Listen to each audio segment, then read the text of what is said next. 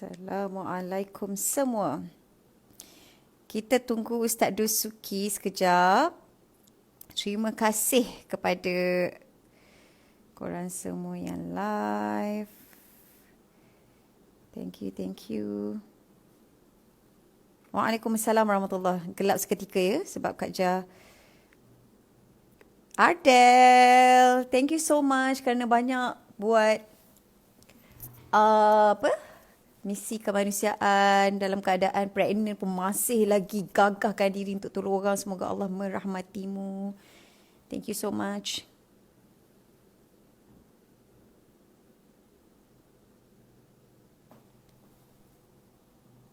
Tajuk menarik hari ni, insyaAllah mudah-mudahan. Nanti kalau Ustaz Dusuki masuk bagi tahu sebab takut Kak Ja tak perasan. Assalamualaikum semua. Teruskan dakwah begini. Amin. Doa-doakan. Gitu. Ni buku apa? Okay, so tajuk hari ini bersama dengan Ustaz Dusuki. Ustaz Dusuki ni Masya Allah memang tak sabar nak dengar topik hari ni kan. Allah kejap Kak Ja ni, sorry lah. Memang tak stand Kak Ja apa sebenarnya. Kak Ja nak beritahu korang kenapa setiap kali Kak Ja live Kak Ja akan macam ni. Sebab stand Kak Ja adalah ini. Dan ini. Inilah stand supaya berdiri tak bergerak. Itulah kegigihan. Allahu Akbar. Every live tak ada. Itulah Kak Ja punya ada problem sikit. Allahumma salli ala Sayyidina Muhammad. Ija, jangan buat iklan. Managerku dah masuk. Ustaz Dusuki dah masuk ke?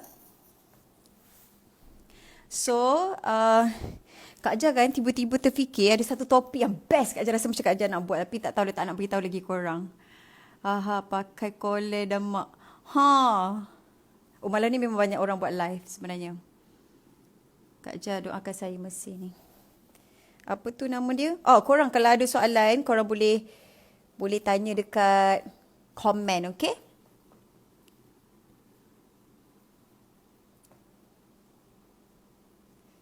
Waalaikumsalam warahmatullahi. Dah ke Ustaz masuk? Belum lagi? Stand, I beli tak tahu mana. Itulah tak tahulah mana. Mama pun dah tengok, Abah pun tengok. Ustaz Dusuki dah ada. Yes.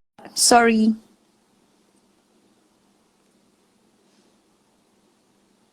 Doakan dekat masih makin meningkat kematiannya. InsyaAllah. Kita doakan yang terbaik Allah bagi. Tak sabar nak dengar pengisian malam ni. Betul, Kak Ja pun tak sabar. Ya Allah, siapa yang tak ada husnul khatimah. Kak Ja nanti save life. InsyaAllah. Ini tudung mama. Kali ni biasanya cakap pasal baju. Kali ni cakap pasal tudung. Ini tudung mama. Waalaikumsalam. Ustaz, approve Ustaz. Lampu lawak. Lampu lawak? Ni. Yes. Sekejap lah. Nampak ada Ustaz Dusuki tadi. Waiting for Ustaz Ahmad Dusuki. Sekejap ya. Next topik Kak Ja ada teringin sangat nak buat this topik. Sekali lagi request. Dah makan ke? Alhamdulillah. Mama masak tadi.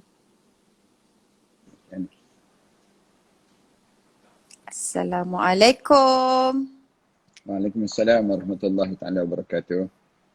Ya Ustaz, sekejap saya letak dulu kat sini.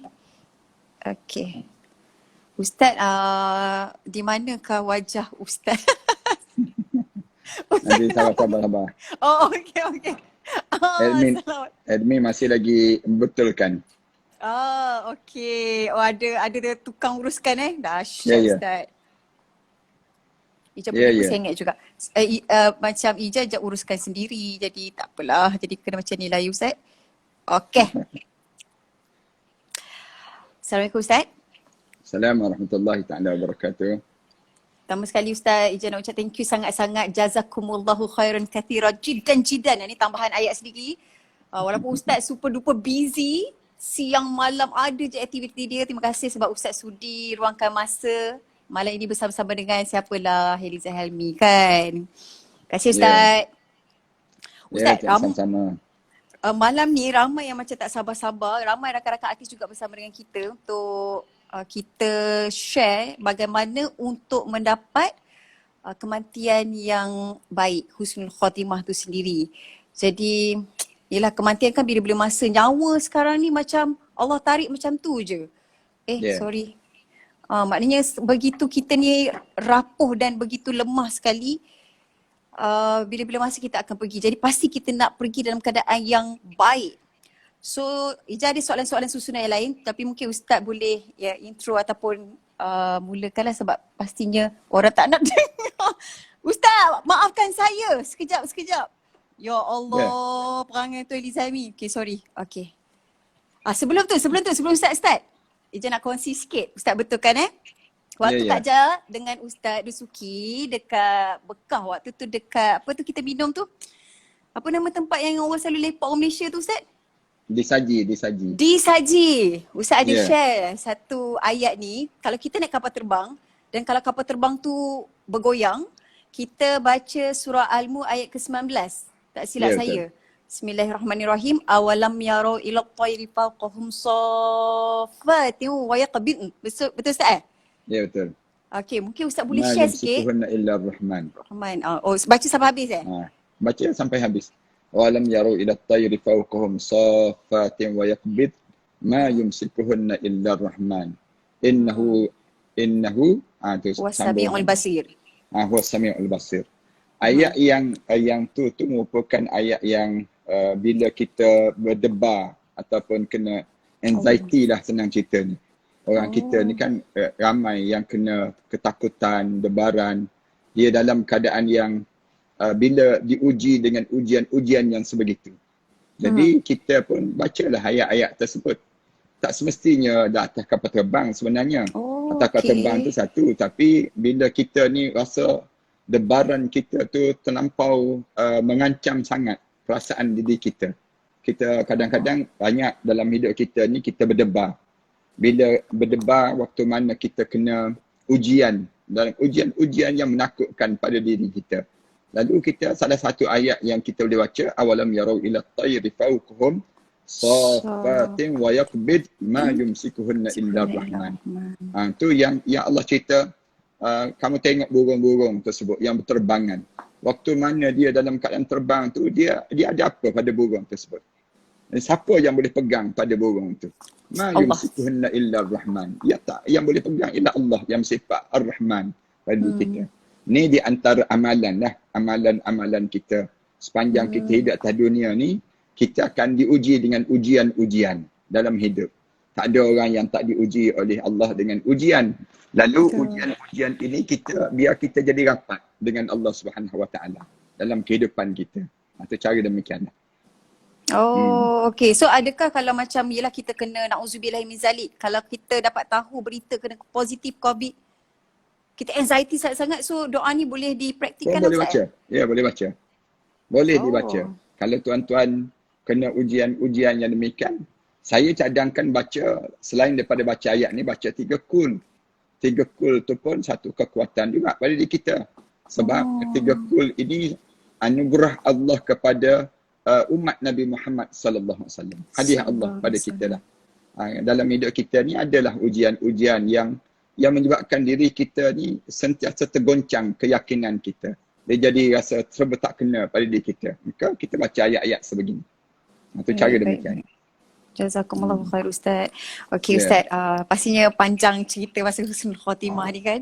Jadi Ustaz boleh share lah tentang macam mana kita nak dapat pengakhiran yang baik dalam keadaan yang bila kita nak bertemu dengan Allah, Allah panggil kita wahai jiwa-jiwa yang tenang, pergilah menghadap Tuhanmu dalam keadaan kau redha dan diredai. Silakan. Tafadhal Ustaz. Kita kena faham begini.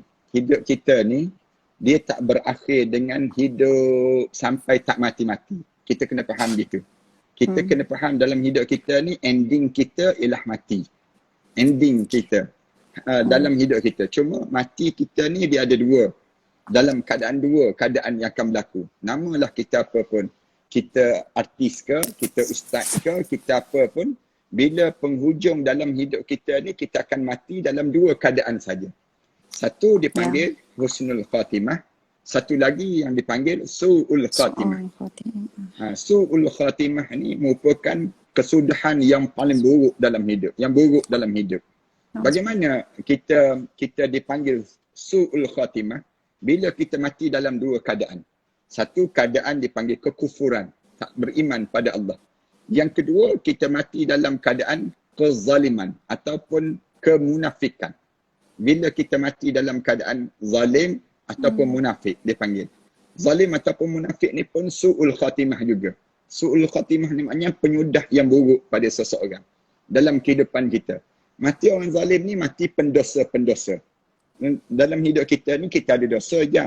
Dalam hidup kita tak ada orang yang tak buat dosa. Saya buat dosa, siapa buat dosa. Tapi dosa kita ni kadang-kadang kita biarkan bertambah sehingga kan dosa kita ni menebal. Banyak sangat.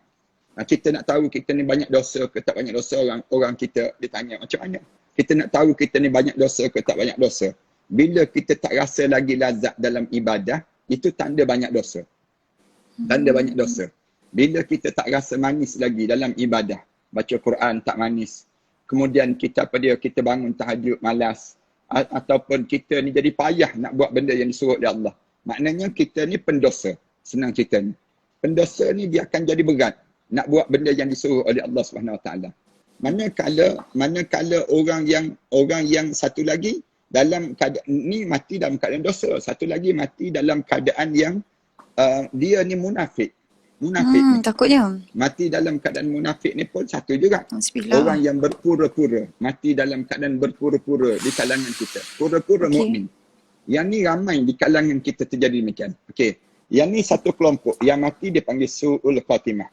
Yang Allah jadikan kesudahan pada dia buruk, dipanggil su'ul khatimah.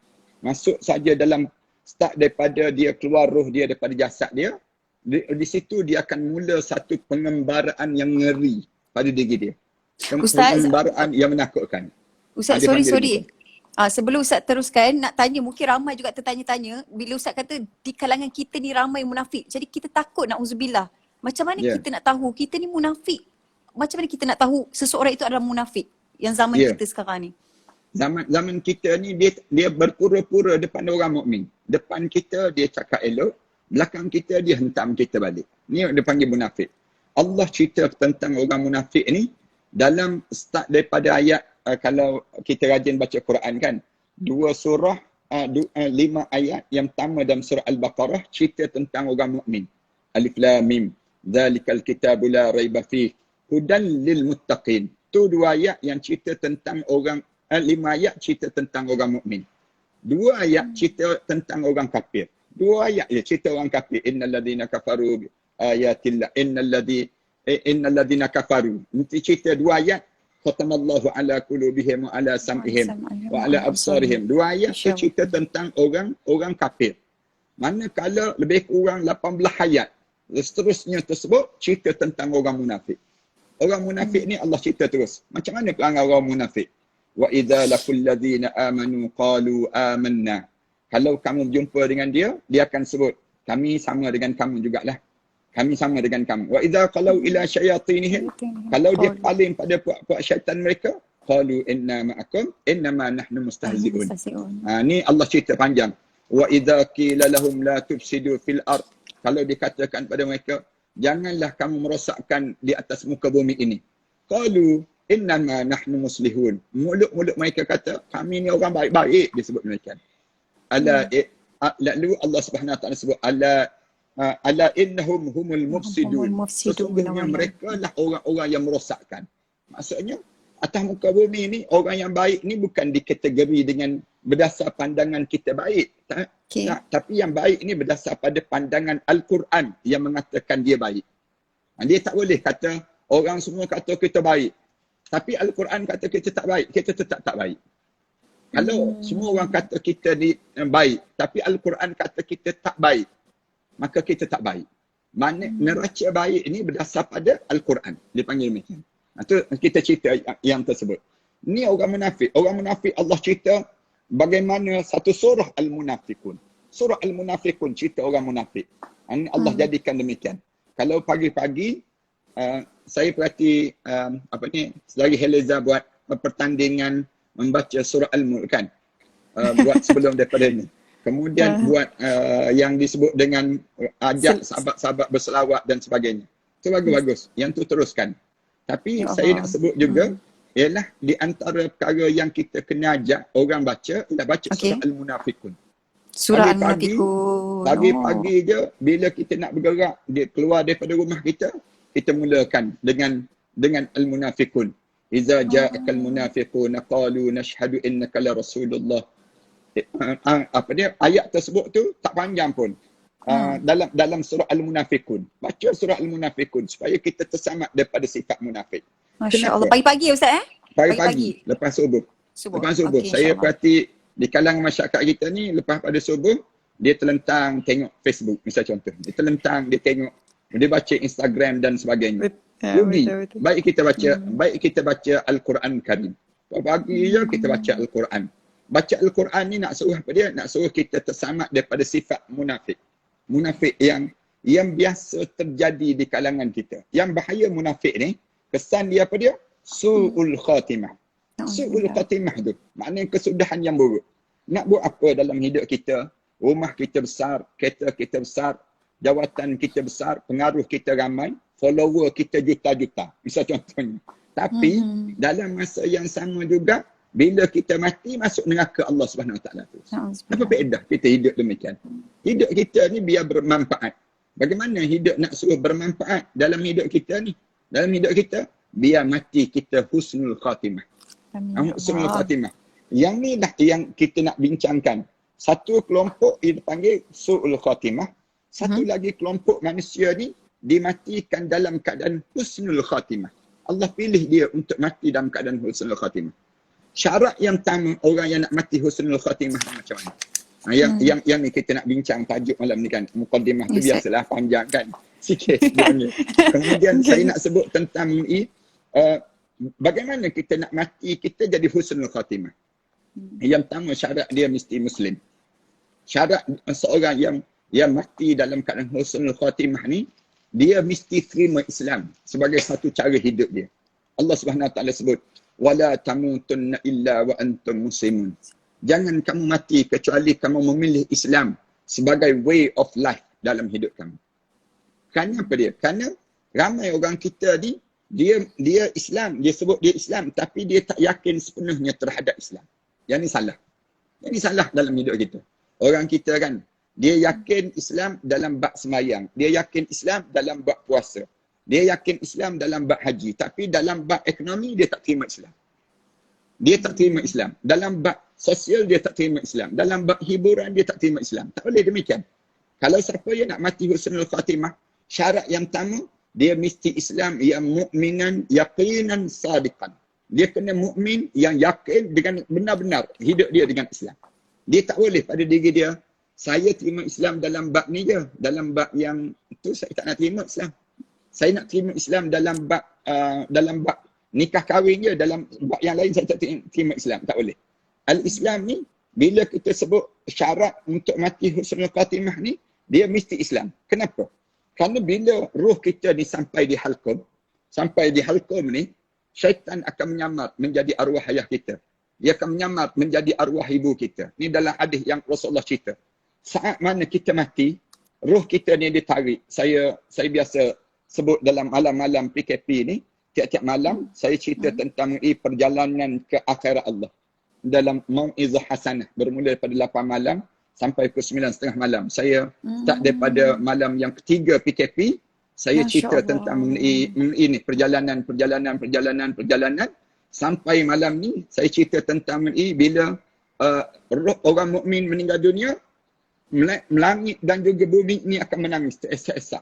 Menangis pada setiap mukmin yang meninggal dunia. Kenapa jadi demikian? Kenapa langit, bumi menangis? Saya sebut dah sekejap tadi tentang ini dalam hadis-hadis Rasulullah. Kerana amal soleh yang dia buat. di atas dunia. Orang mukmin ni dia buat amal soleh. Dia jaga tu badan dia. Dia jaga diri dia. Sebagaimana ya Allah perintahkan pada dia. Ya ayyuhallazina amanu qu anfusakum wa ahlikum nara. Wahai orang yang beriman pada Allah, kamu tak payah nak sibuklah nak jaga barang kemas kamu. Kamu tak payah sibuklah nak jaga rumah kamu. Kamu tak payah sibuklah nak jaga kerongsang kamu. Kamu tak payah sibuklah nak jaga yang disebut dengan apa, harta benda kamu. Tapi dalam hidup kamu ni, kamu tolong sibuk jaga diri kamu. Jaga diri kamu. Dan juga keluarga kamu. Daripada apa dia? Nara. Daripada dihumban ke dalam api neraka Allah. Api neraka, na'udzubillah. Ni Allah SWT cerita demikian. Bila tanda kita ni dapat syurga? Bila kematian kita tu di awal-awal lagi. Nampak dah? Di waktu mana kita nak meninggal dunia tu, Allah dah tunjuk dah tanda-tanda husnul khatimah. Tanda husnul khatimah yang pertama tadi, di mana kita nak dapatkan husnul khatimah ni ialah yang pertama kita mesti jadi mukmin. Yang kedua, nanti saya akan sebut tanda-tanda sekejap lagi. Tapi yang kedua, kita nak dapat husnul khatimah ni macam mana? Mesti sentiasa jaga amal ibadah kita kepada Allah SWT. Jaga ibadah kita kepada Allah. Siapa yang nak dapat husnul khatimah, jaga dalam hidup dia solat dia. Tolong jaga. Jangan dia main-main terhadap solat dia. Jangan. Sampai Allah SWT sebut, fawailul lil musallin. Pergi mampus kamu dengan sembahyang kamu. Allah tak nak demikian. Sembahyang jangan main-main. Solatlah kama ra'aitumuni usalli. Sebagaimana kamu melihat aku sembahyang. Rasulullah sebut demikian. Jaga solat. Dalam solat, lepas pada jaga solat, jaga yang kedua dalam hidup kita ni, jaga bacaan Al-Quran. Al-Quran. Saya sentiasa pesan di mana-mana pun, dalam hidup kita ni, biar boleh baca Quran. Semua follower Heliza ni, mesti boleh baca Quran. Semua orang yang mendengar kuliah kita malam ni, semua boleh membaca Al-Quran Karim. Semua di kalangan kita boleh baca Al-Quran. Jangan sampai tak boleh baca Al-Quran Karim. Yang dipanggil demikian. Al-Quran ni, belajarlah. Saya tengok sekarang ni, Alhamdulillah, kita bila PKP ni berlaku, saya tengok ramai ustazah yang mengajar membaca Al-Quran. Bacaan Al-Quran yang betul. Saya ucap tahniah.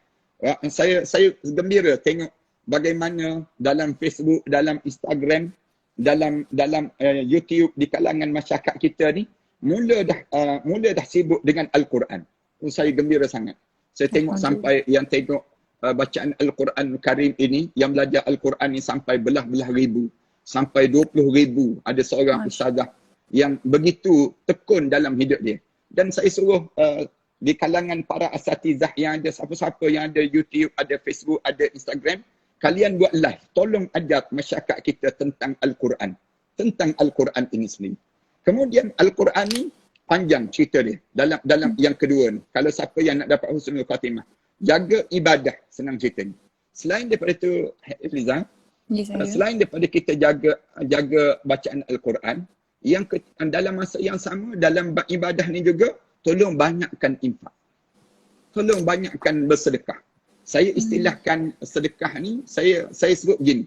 Dalam istilah sedekah, mengalihkan segala aset-aset kita di dunia ke akhirat Allah sebelum kita seorang-seorang masuk dalam kubur nanti. Itu istilah yang saya gunakan sekarang ni. Masya Allah. Konsep kita sekarang, jangan kita nampak sedekah. Orang kita dia terlampau pesimis terhadap sedekah, nama sedekah. Tapi saya gunakan istilah mengalihkan aset-aset yang ada di dunia ini ke akhirat Allah sebelum kita seorang-seorang masuk dalam kubur nanti. Ramai orang kita ni, dia cari harta pandai. Orang Melayu kita ni kan kaya-kaya. Negara kita pun kaya, tengok. Tahu-tahu tengok berapa banyak duit ada kan. Duit ada yang dapat bagi pada masyarakat sampai 250 bilion peruntukan pakej rangsangan kerajaan ni kan. Mana kaya? Orang kita ni kaya. Saya dipahamkan yang simpan duit dalam tabung haji yang lebih daripada 1 juta ni, lebih daripada 100,000 orang. Saya dipahamkan demikian. Maknanya harta orang Melayu kita ni, orang Islam kita ni, dia pandai cari harta. Tapi dia tak pandai nak mengalihkan harta dia ke akhirat. Rugi dia. Bila dia hidup di atas dunia, dia sibuk kumpul. Sampai di penghujung usia, dia tertinggal harta dia di dunia. Dia masuk seorang-seorang dalam kubur seorang-seorang. Rugi dalam hidup. Harta tertinggal kat dunia kan. Rugilah kita. Ya. Kita tinggal di dunia. Untuk apa kita tinggal harta kita di dunia? Sedangkan harta kita ini dah kita cari, kita bawa lah ke akhirat. Kita sebagaimana kita pergi ke Mekah kan. Bila kita beli barang di Mekah, kita beli banyak je barang. Takkan kita nak tinggal dekat Mekah. Kita mesti hantar ke Malaysia. Barang kita. Macam mana cara kita hantar? Kita post. Kita ataupun kita kirim melalui orang dan sebagainya. Itu satu dipanggil instrumen untuk kita nak sampaikan barang kita di Malaysia. Demikian juga instrumen untuk kita sampaikan harta kita ke akhirat ialah dengan kita menginfak, dengan kita kita mewakaf, dengan kita menderma, dengan kita hibah, dengan kita wasiat. Semua ni instrumen-instrumen Islam untuk kita sampaikan harta kita di akhirat nanti. Bila kita masuk dalam kubur, kita berjumpa balik harta-harta benda kita ni. Takkah dia panggil orang yang cerdik macam ni? Inilah orang yang cerdik. Rasulullah ajar pada kita, dia jadi cerdik dalam hidup kita. Cerdik kita bila kita ni sentiasa dalam keadaan yang kita boleh berfokus terhadap harta. Sebab ramai mana orang yang tersangkut dia tak boleh husnul khatimah disebabkan harta. Disebabkan harta. Jadi oleh yang demikian, bila kita hidup di atas dunia ni, tolonglah pada diri kita untuk kita gunakan segala harta-harta yang Allah kurniakan pada kita untuk mentaati perintah Allah. Itu tanda kita telah memanfaatkan untuk akhirat Allah. Itu cara demikian. Kita ada kenderaan, tolong bawa kenderaan kita ke rumah Allah. Kemudian kita ada pakaian, guna pakaian kita untuk menutup aurat kita dan juga untuk kita sujud pada Allah. Kita ada apa dia? Dalam hidup kita ni banyak. Allah bagi pada kita dia rezeki-rezeki. Kalau kita nak kira rezeki, tak terkira nikmat, banyaknya nikmat. Jadi kita ambil harta kita ni untuk ke akhirat Allah SWT. Sebelum daripada kita bertemu dengan sakaratul maut pada diri kita, kita dah lepas dah segala benda-benda yang tersangkut dekat dengan kematian. Kerana dekat dengan kematian, di antara benda yang orang yang akan sibuk fikir, orang sibuk kelam kabutnya ialah memikirkan harta yang nak ditinggalkan di dunia, tak terbawa untuk ke akhirat Allah. Kan menyesal tu dipanggil. Menyesal penat dalam hidup kita. Penat dalam hidup kita. Betul. Dalam hidup kita. Sebab tu saya lebih suka kita nampak berfokus pada kita demikian. Dua. Yang ketiga, dalam bab ni banyak alim ulama bincang. Macam mana kita nak dapat husnul khatimah, tempat yang kedua. Yang ketiga, tolong jaga akhlak. Tolong jaga akhlak. Yang ni, siapa yang nak dapat husnul khatimah, kena jaga akhlak diri. Yang pertama, tolong jaga akhlak dirinya sendiri. Diri terhadap diri. Ramai orang kita ni tak berakhlak dengan diri sendiri. Kadang-kadang berserabai je hidup. Hidup dia tak tersusun. Tolong jangan demikian.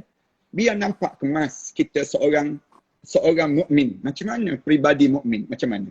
Walaupun kita duduk kat rumah, walaupun kita duduk dalam keadaan sesama keluarga kita, dia ada adab dia. Ada akhlak dia. Akhlak diri dia panggil. Gigi kita sentiasa disugikan. Dalam istilah demikian. Ataupun badan kita sentiasa diwangikan pada tubuh badan kita. Ini akhlak diri. Kuku kita sentiasa dirapikan. Kumis-kumis tubuh badan kita sentiasa dalam keadaan kemas. Orang tengok kita ni gambaran ahli syurga Allah SWT. Orang tengok kita tu, orang tengok dah, dia ni ahli syurga dah dengan diri dia. Kerana dia jaga diri dia tu. Ni orang-orang macam ni berpotensi besar untuk dapat husnul khatimah. Akhlak yang pertama, akhlak untuk diri. Ramai orang kita ni dia buat khianat pada dirinya sendiri. Dia buat zalim pada diri sendiri. Ni Allah SWT sebut dalam Al-Quran, innal ladzina tawaffahumul malaikatu zalimi anfusihim. Orang-orang yang dimatikan oleh malaikat Allah di saat mana dia sedang buat zalim pada dirinya sendiri. Siapa yang buat zalim pada diri sendiri?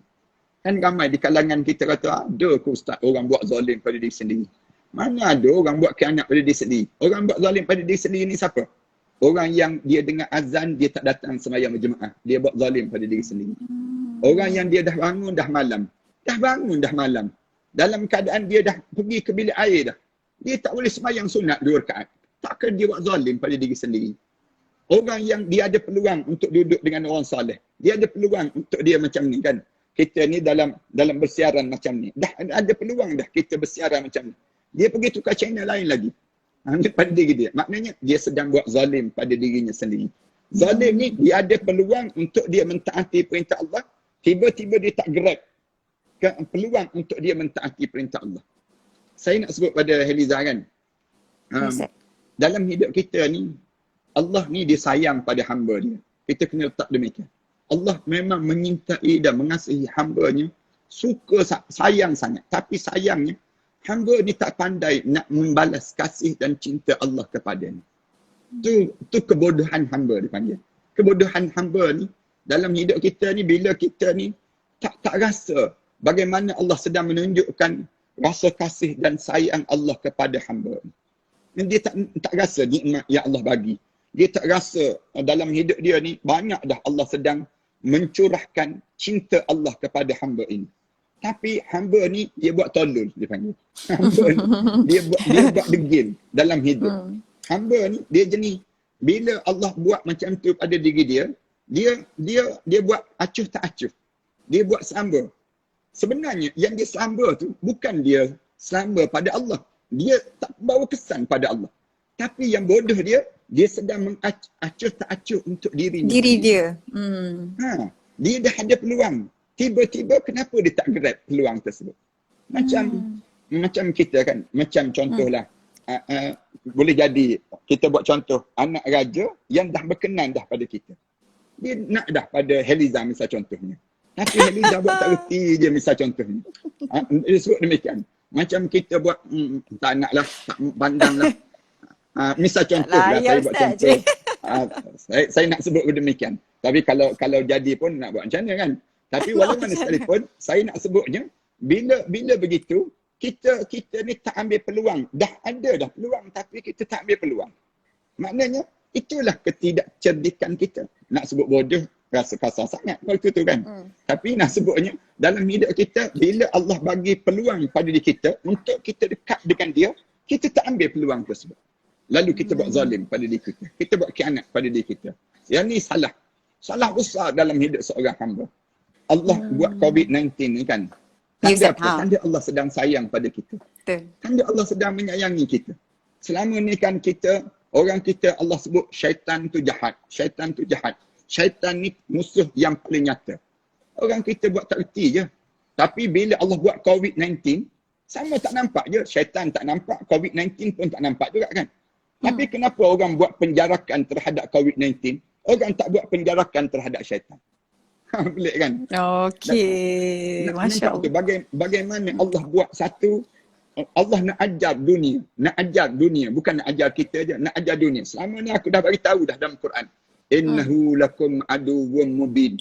Bagi kamu tu, syaitan musuh yang paling nyata dalam hidup kamu. Musuh yang paling nyata dalam hidup kamu apa dia? Syaitan. Tiba-tiba manusia ni, kamu kena jarakkan diri kamu dengan syaitan.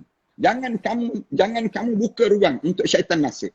Kalau kamu buka ruang, syaitan masuk, nescaya habis badan kamu akan diseliputi dengan syaitan. Tu badan kamu. Kamu akan merah muka kamu, tanda-tanda kamu kena masuk dirasuk syaitan macam mana.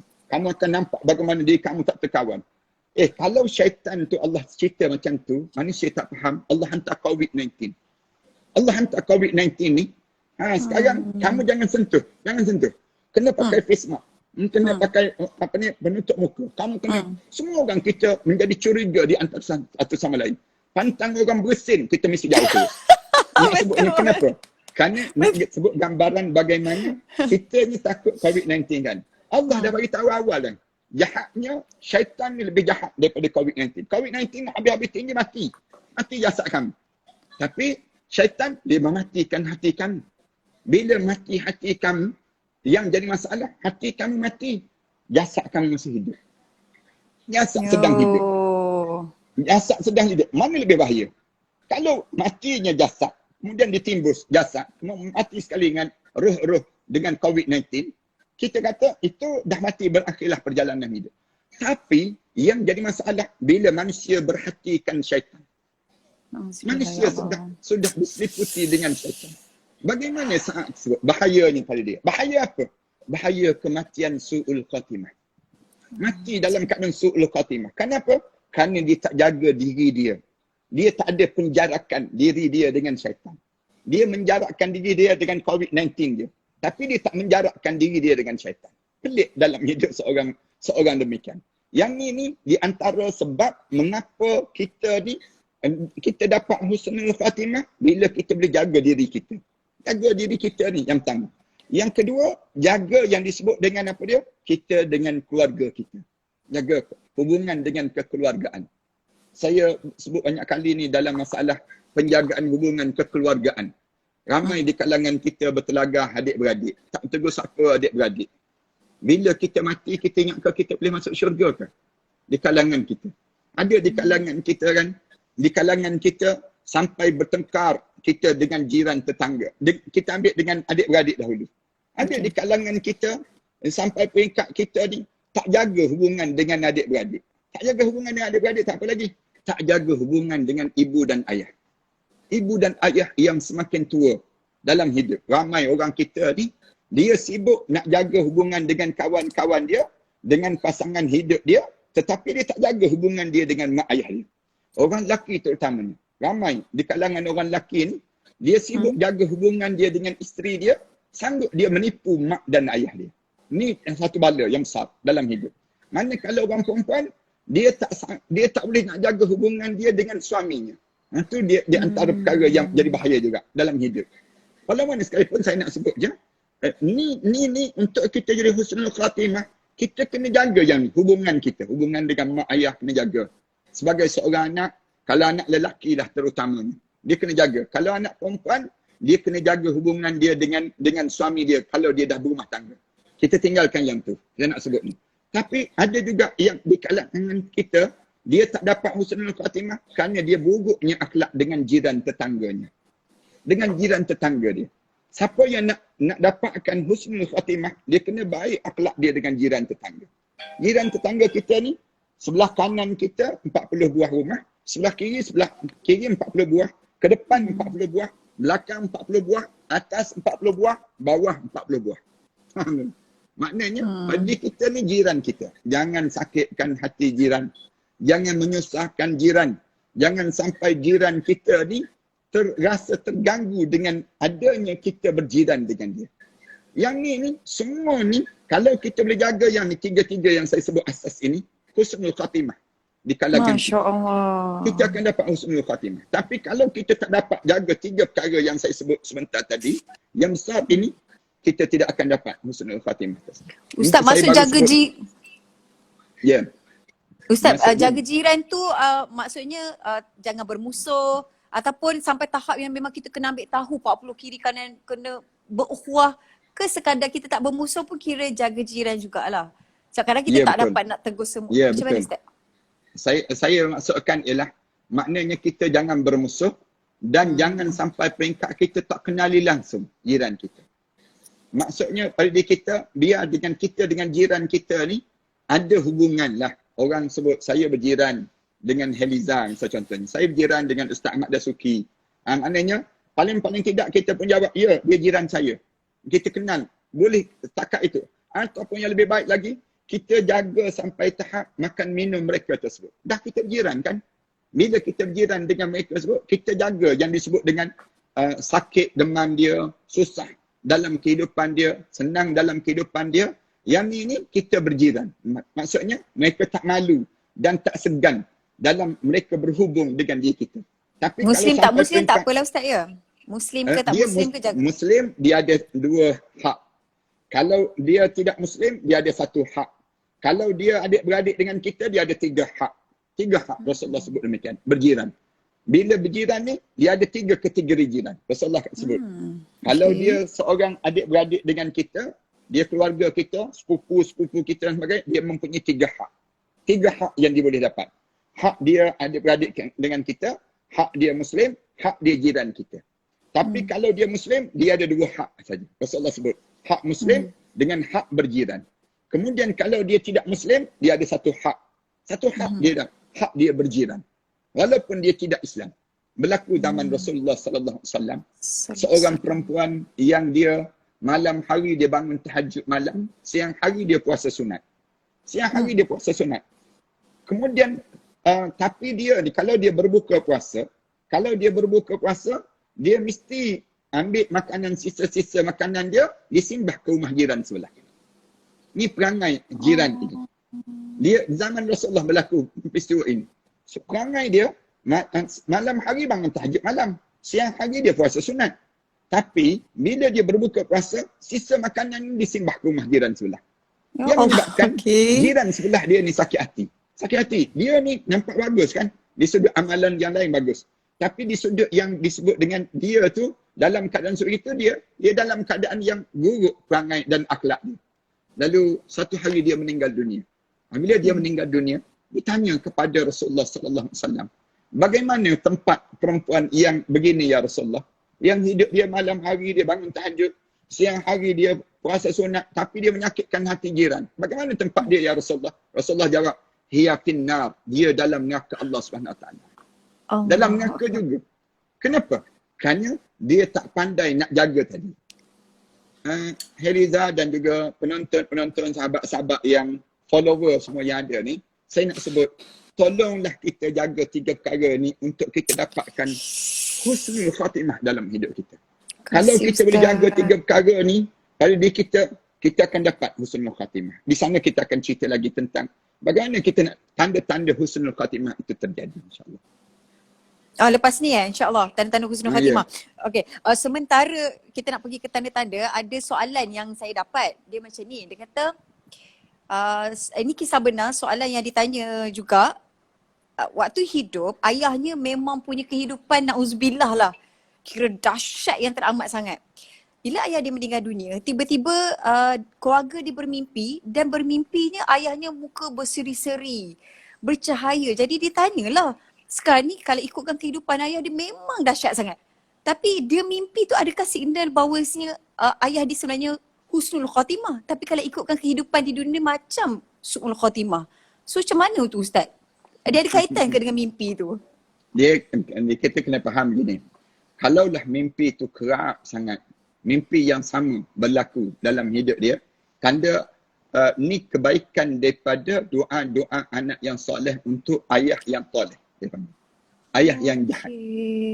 Lalu Allah mustajabkan semua amalan-amalan anak-anak ini untuk diturunkan kepada ayah tersebut. Kalau dia kerap sangat mimpi yang sebegini, mimpi nampak elok dan sebagainya. Dan kita kena faham kenapa Allah jadikan barzakh pada setiap di kalangan kita. Kenapa kita mati, kita tak terus ke mahsyar, misal contoh. Mahsyar. Sepatutnya kita mati ni terus ke mahsyar lah. Bukan kita mati, kita masuk ke barzakh. Allah jadikan barzakh ni tujuan apa? Tujuan nak suruh orang yang hidup ini boleh lagi tolong dan bantu orang dalam kubur ini untuk selamat di mahsyar. Itunya indahnya hidup kita umat Nabi Muhammad sallallahu alaihi wasallam. Umat Nabi Muhammad ni Allah bagikan kebaikan yang banyak sehingga bila kita mati pun pahala kita ni terus hidup. Terus hidup. Sampai peringkat langit itu boleh menangis. Sampai bumi ni sebut pada langit. Langit dia kata, tengok pahala orang ni masih lagi sampai lagi. Kerana dia mati dah, jasad dia dah dalam kubur dah. Tapi pahala dia ni hidup. Pahala ni berterusan. Macam Ustaz, satu hari nanti. So maknanya anak dia tu, dia buat amal soleh, so terus dapat dekat ayah dia. Ataupun ketika hidup anak dia niat, ya Allah, apa yang aku buat ni, niatkan untuk si ayah. Dia kena ada secara... Ada dua. Sama ada anak tu buat secara langsung dan dapat pahala pada ayah. Kerana apa dia? Ayah tersebut telah mengajar anak ni menjadi anak yang soleh. Bila anak tu buat amalan tanpa niat sampai dapat pahala kepada arwah ayah, arwah ibu yang telah meninggal dunia. Kalau ayah dia ajar hasil lah. daripada tarbiyah ayah. Didikan ayah ni. Satu kita jadi ayah, mak dan ayah ni, kita kena didik anak-anak kita ni dekat dengan amalan-amalan soleh. Dekat dengan orang soleh. Itu cara demikian. Yang kedua, sama ada anak tu berniat.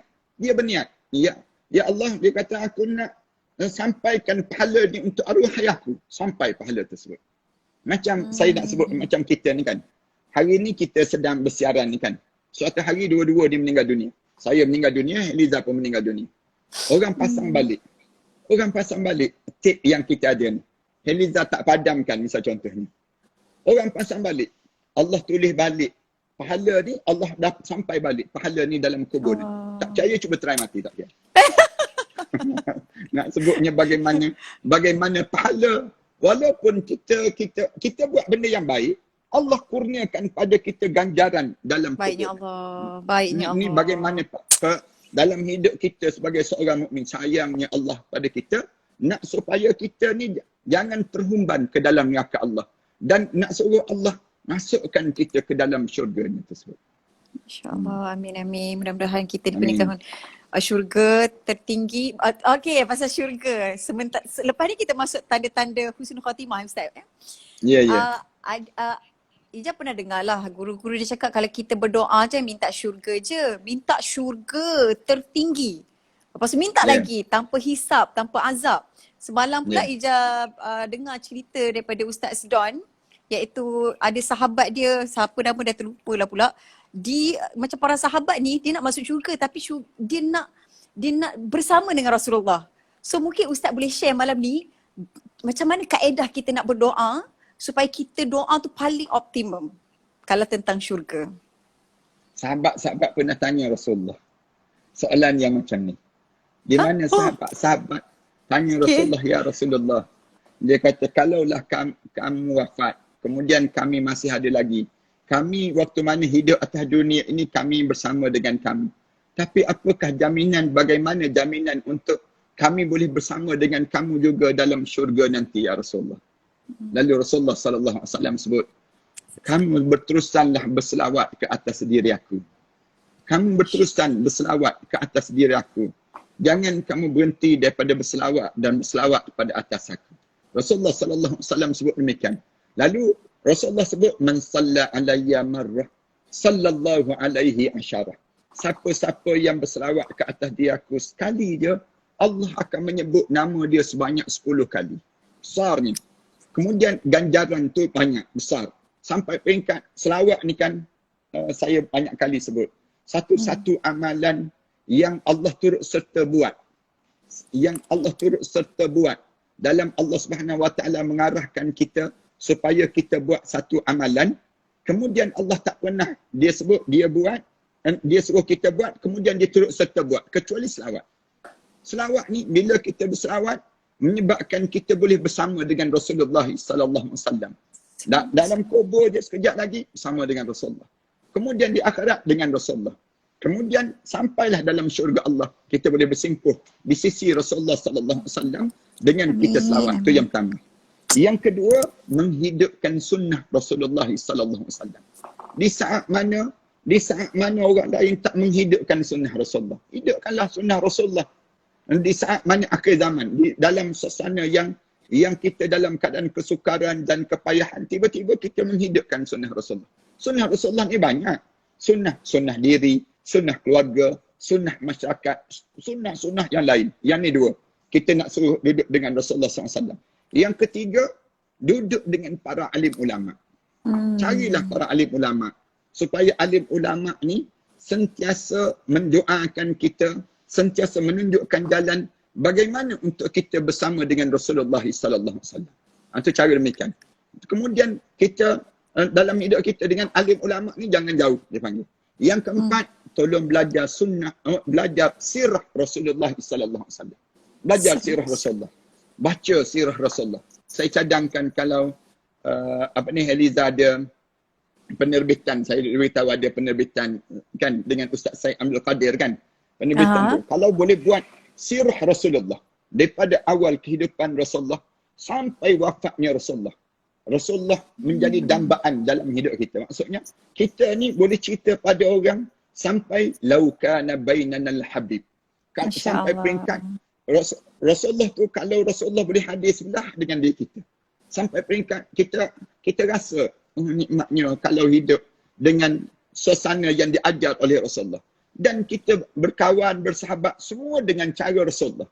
Kita akan rasa indah saat dalam hidup kita, waktu mana kita dapat satu suasana yang sebegini dalam kehidupan setiap mukmin itu. Dia panggil. Ya Allah, terima kasih atas idea. Nanti insya-Allah akan diusulkan kepada Ustaz Syed Qadir. Okey Ustaz, kita nak tahu, Ustaz nak beritahu Ustaz, Ija tak tahu Ija punya live ni dia sejam dia tak putus. Dia macam boleh berjam-jam. Jadi Ustaz boleh sampai pukul berapa Ustaz? Alhamdulillah. Saya ingat sekejap lagi kita berhenti dalam pukul 10.15. 10.15 pula. 10.45, 15 minit lagi. untuk Okey, kita berakhir pada diri kita insya-Allah. insya-Allah. So, Saya sian bagaimana? dengan para penonton je, para penonton dah nak tidur tu. Nak baca doa Yolah, pula dia. Ha, lagi malam lagi hari raya. ha, ya ya. Ustaz, macam mana kita nak dapat tu tanda-tanda husnul khatimah? Macam mana kita nak Ya. tahu kita ni husnul khatimah? Okey. Dia tanda husnul khatimah ini kita dapat rasa pada diri kita. Yang kedua, orang lain dapat nampak pada jenazah kita. Itu kita kena nampak demikian. Husnul khatimah ni akan berlaku kepada diri kita sendiri. Yang pertama, bila kita dapat rasa husnul khatimah pada diri kita, saat mana hijab mata kita dibuka. Dalam perjalanan akhir hidup kita, satu je benda yang sedang kita menunggu. Hijab mata dibuka. Bila hijab mata kita mula dibuka, di saat itu kita tahu kita mula hidup di antara hidup dunia dan hidup di alam barzakh. Kita dah mula hidup dua-dua alam, dipanggil. Maka kita dah tahu dah, kita ni husnul khatimah ke, kita ni su'ul khatimah. Bila? Bila kita nampak malaikat mula turun. Malaikat mula turun, duyun-duyun, malaikat turun ini. Turun tu kita tengok malaikat yang berjubah warna hitam ke, yang berjubah warna putih. Kalau berjubah warna putih, wangi pula, kemudian dalam keadaan yang bawa dengan kain sutra. Kain sutra daripada syurga Allah. Lembut, kain sutra tersebut seramai mana? Rasulullah sebut paling tidak seramai 500 malaikat Allah. 500 malaikat Allah tu akan mula datang sebelah kanan kita, sebelah kiri kita, sebelah depan kita, semua mengelilingi jasad kita. Di saat mana mula keliling jasad kita ni, di saat itu kita akan mula satu perjalanan dipanggil sakaratul maut. Mereka akan mula istihar. Mereka akan sebut terus, ya ayyatuhan nafsul mutmainnah, irji'i ila rabbiki radiyatan mardiyah. Bila berlaku saja demikian, mereka mula berderu-deru mula masuk. Masuk ke badan kita ni. Rasulullah sebut, kain sutra tu akan dihamparkan di atas dada kita ni. Sutra syurga tu akan dihampar di atas dada kita ni. Bau wangi dan lembut sangat sutra tersebut. Dia akan letak di atas tubuh badan kita ni dan mudah ditarik daripada bawah. Saat itu, hati kita mesti tetap. Hati kita ni dalam keadaan teguh. Jangan hati kita bergoyang dan dalam keadaan kita terbalik. Jangan. Tetapi kita dah teguh. Mati dah aku ni. Dan kita mulut kita ni ulang kalimah la ilaha illa anta subhanaka inni kuntu minaz zalimin. Kemudian naik saja ruh sampai di lutut, mula kita sebut la ilaha illallahul halimul karim 3 kali. La ilaha illallahul halimul karim. La ilaha illallahul halimul karim 3 kali. Kemudian lepas itu mulut kita sebut alhamdulillahi rabbil alamin. Alhamdulillahi rabbil alamin. Alhamdulillahi rabbil alamin 3 kali. Tanda ruh kita nak keluar dah. Keluar tu Rasulullah kata macam air. Kemudian hujung tu kita sebut tabarakalladzi biyadihil mulk yuhyi wa yumit wa huwa ala kulli syai'in qadir. Sekali saja dia akan sampai di halqum. Bila ruh kita ni sampai di halqum, saat mana sampai di halqum, jangan tertinggal mulut kita sebut la ilaha illallah Muhammadur Rasulullah. Bila sebut la ilaha illallah Muhammadur Rasulullah, maka di waktu tersebut roh kita ni akan keluar daripada mata kita, terus disambut oleh malaikat dan diletakkan di atas kain sutra yang indah ini, yang lembut, datang daripada syurga Allah dan diseliputi dengan bangunan daripada raihan daripada syurga Allah SWT. Mula salut terus roh kita ni dibungkus elok-elok, kemudian mula naik. Di saat tersebut, maka biasanya dia akan peluh atas dahi. Peluh atas dahi ni, peluh yang keduanya akan keluar air mata. Air mata ni keluar. Saat mana nak menghadap depan Allah tu. Kemudian hidung ni jadi kembang kempis. Di saat ini, kita akan ditunjukkan tempat kita dalam syurga Allah. Tersenyum indah wajah. Setengah-setengah orang nampak gigi dia. Dalam keadaan dia ni sedang menghadap di hadapan Allah dan melihat tempat dia dalam syurga Allah SWT. Ni tanda husnul khatimah.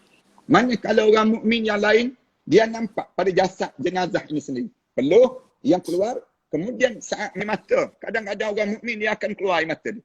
Air mata kegembiraan dipanggil. Air mata kegembiraan, nampak tempat dalam syurga Allah. Kemudian dalam masa yang sama juga, dia akan waktu mana dia tekan roh tu tarik naik tersebut, sakit tu, najis dia keluar sikit je tu badan dia. Najis keluar yang sikit tu badan dia. Kemudian orang mandi jenazah dia, orang rasa, orang nampak dan bauan wangi semerbak tu badan dia. Kemudian dalam masa yang sama, diusung jenazah dia menjadi ringan.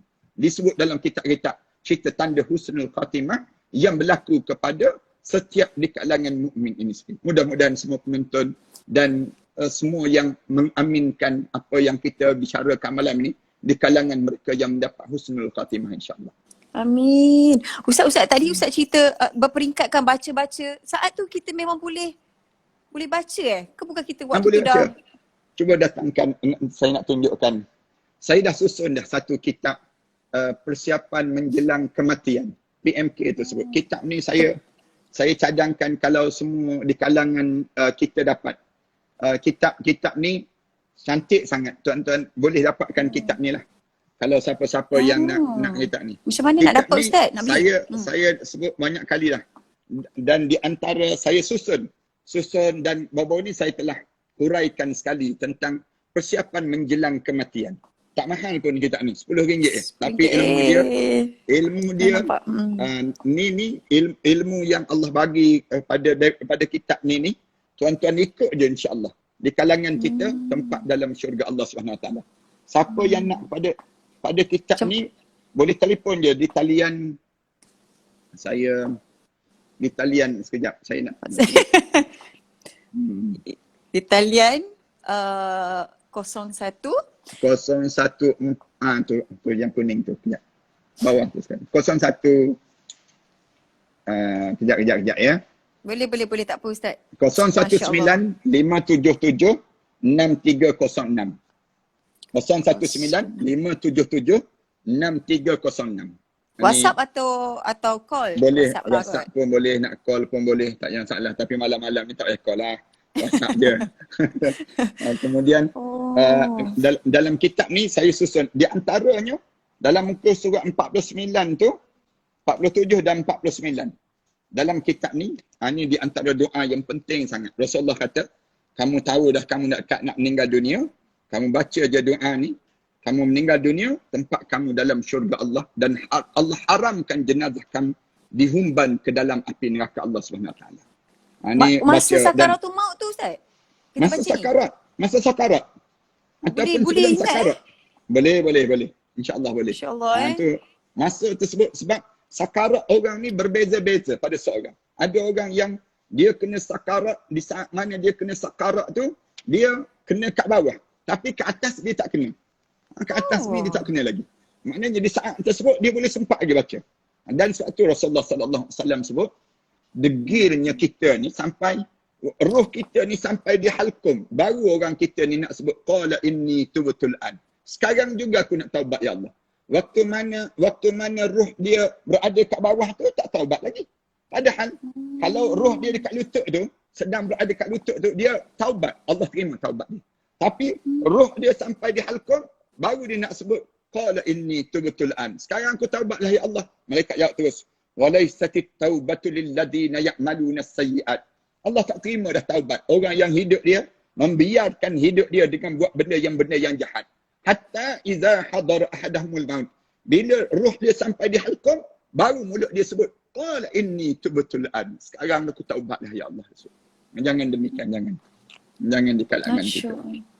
Amin rabbal alamin. Allah Ustaz, terima kasih banyak-banyak untuk sesi hari ini, malam ini. So yalah, sebagai penutup ni kita nak minta seperti biasa doa daripada Ustaz. Cuma ada tak amalan-amalan yang yalah kita PKP, Ramadan tak berlama lagi, untuk Ustaz sarankan kepada kami ni supaya konsisten buat. Contoh sebelum tidur jangan tinggal almul. Lepas tu apa lagi yang kalau boleh yang tak berat sangat untuk orang yang baru yalah nak start supaya jadi benda tu konsisten dan istiqamah Ustaz? Saya cadangkan sentiasa berselawat pada Rasulullah sallallahu alaihi wasallam sebanyak paling tidak setiap hari 1000 kali sehari. Sebelum kita tidur, selawatlah pada Rasulullah. Kalian akan rasa nikmat bagaimana indahnya hidup dengan selawat pada Rasulullah. Yang pertama.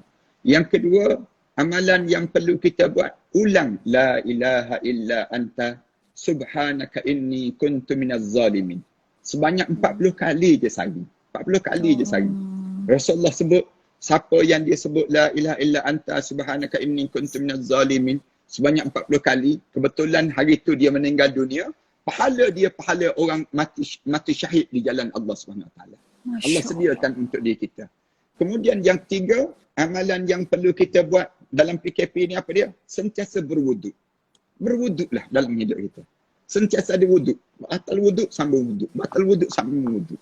Ini yang patut kita lakukan pada diri kita. Kerana wuduk ni, kita tahu orang kita sentiasa basuh tangan kan? Basuh tangan. Daripada kalian basuh tangan saja, saya cadangkan ambil wuduk.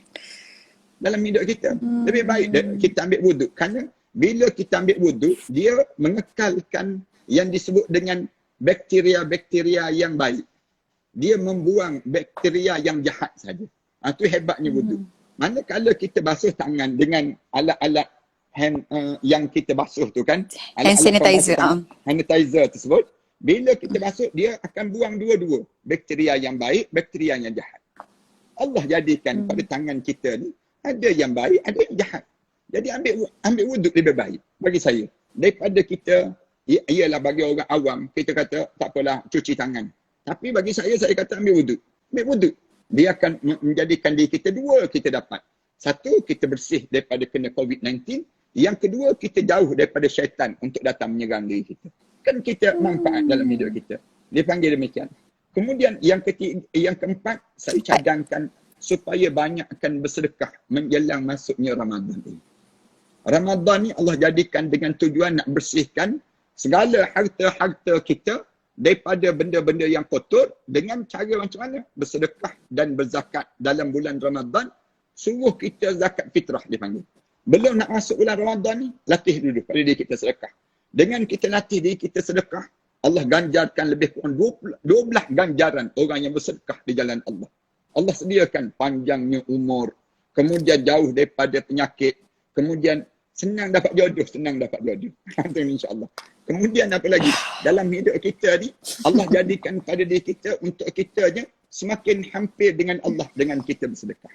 Dan dalam hidup kita ni, banyakkan bersedekah. Dalam hidup kita, bersedekah menginfakkan harta benda kita, masa kita, tenaga kita untuk kerja-kerja Islam. Kalau boleh buat yang mudah-mudah ni juga dahulu insya-Allah. Selain daripada jaga solat berjemaah dalam rumah kita dengan keluarga kita, ataupun dalam masa yang sama bangun tahajud malam. Amalan-amalan yang patut semua kena buat di kalangan kita. Ada lebih kurang 4.4 yang tengok ni kan. Di kalangan kita ni, di kalangan kita tu dalam Instagram, dalam Facebook pun ada, dalam YouTube pun serta pada malam ini. Di kalangan kita insya-Allah. Ya, masya-Allah. Lebih kurang hampir 10K yang tengok bersama dengan kita pada saat ini insya-Allah. Subhanallah, masya-Allah Ustaz. Ustaz, last question ni. Yeah. Nak tinggalkan live ni sayang betul, rasa rugi. Yeah. Sebenarnya Ustaz, kalau kan Nabi Muhammad SAW sendiri waktu dia nak wafatkan sakitnya Nabi Muhammad SAW rasa kalau boleh nak tangguh kesakitan umatnya kan. Adakah juga orang meninggal dia tak rasa sakarat tu? Maknanya dia memang tak sakit lah. Ada orang mati syahid. Orang mati syahid, dia tak rasa langsung sakarat. Allah lebihkan orang mati syahid di mana waktu mana peluru menembusi jasad dia tak ada langsung rasa sakarat. Ini kelebihan orang mati syahid.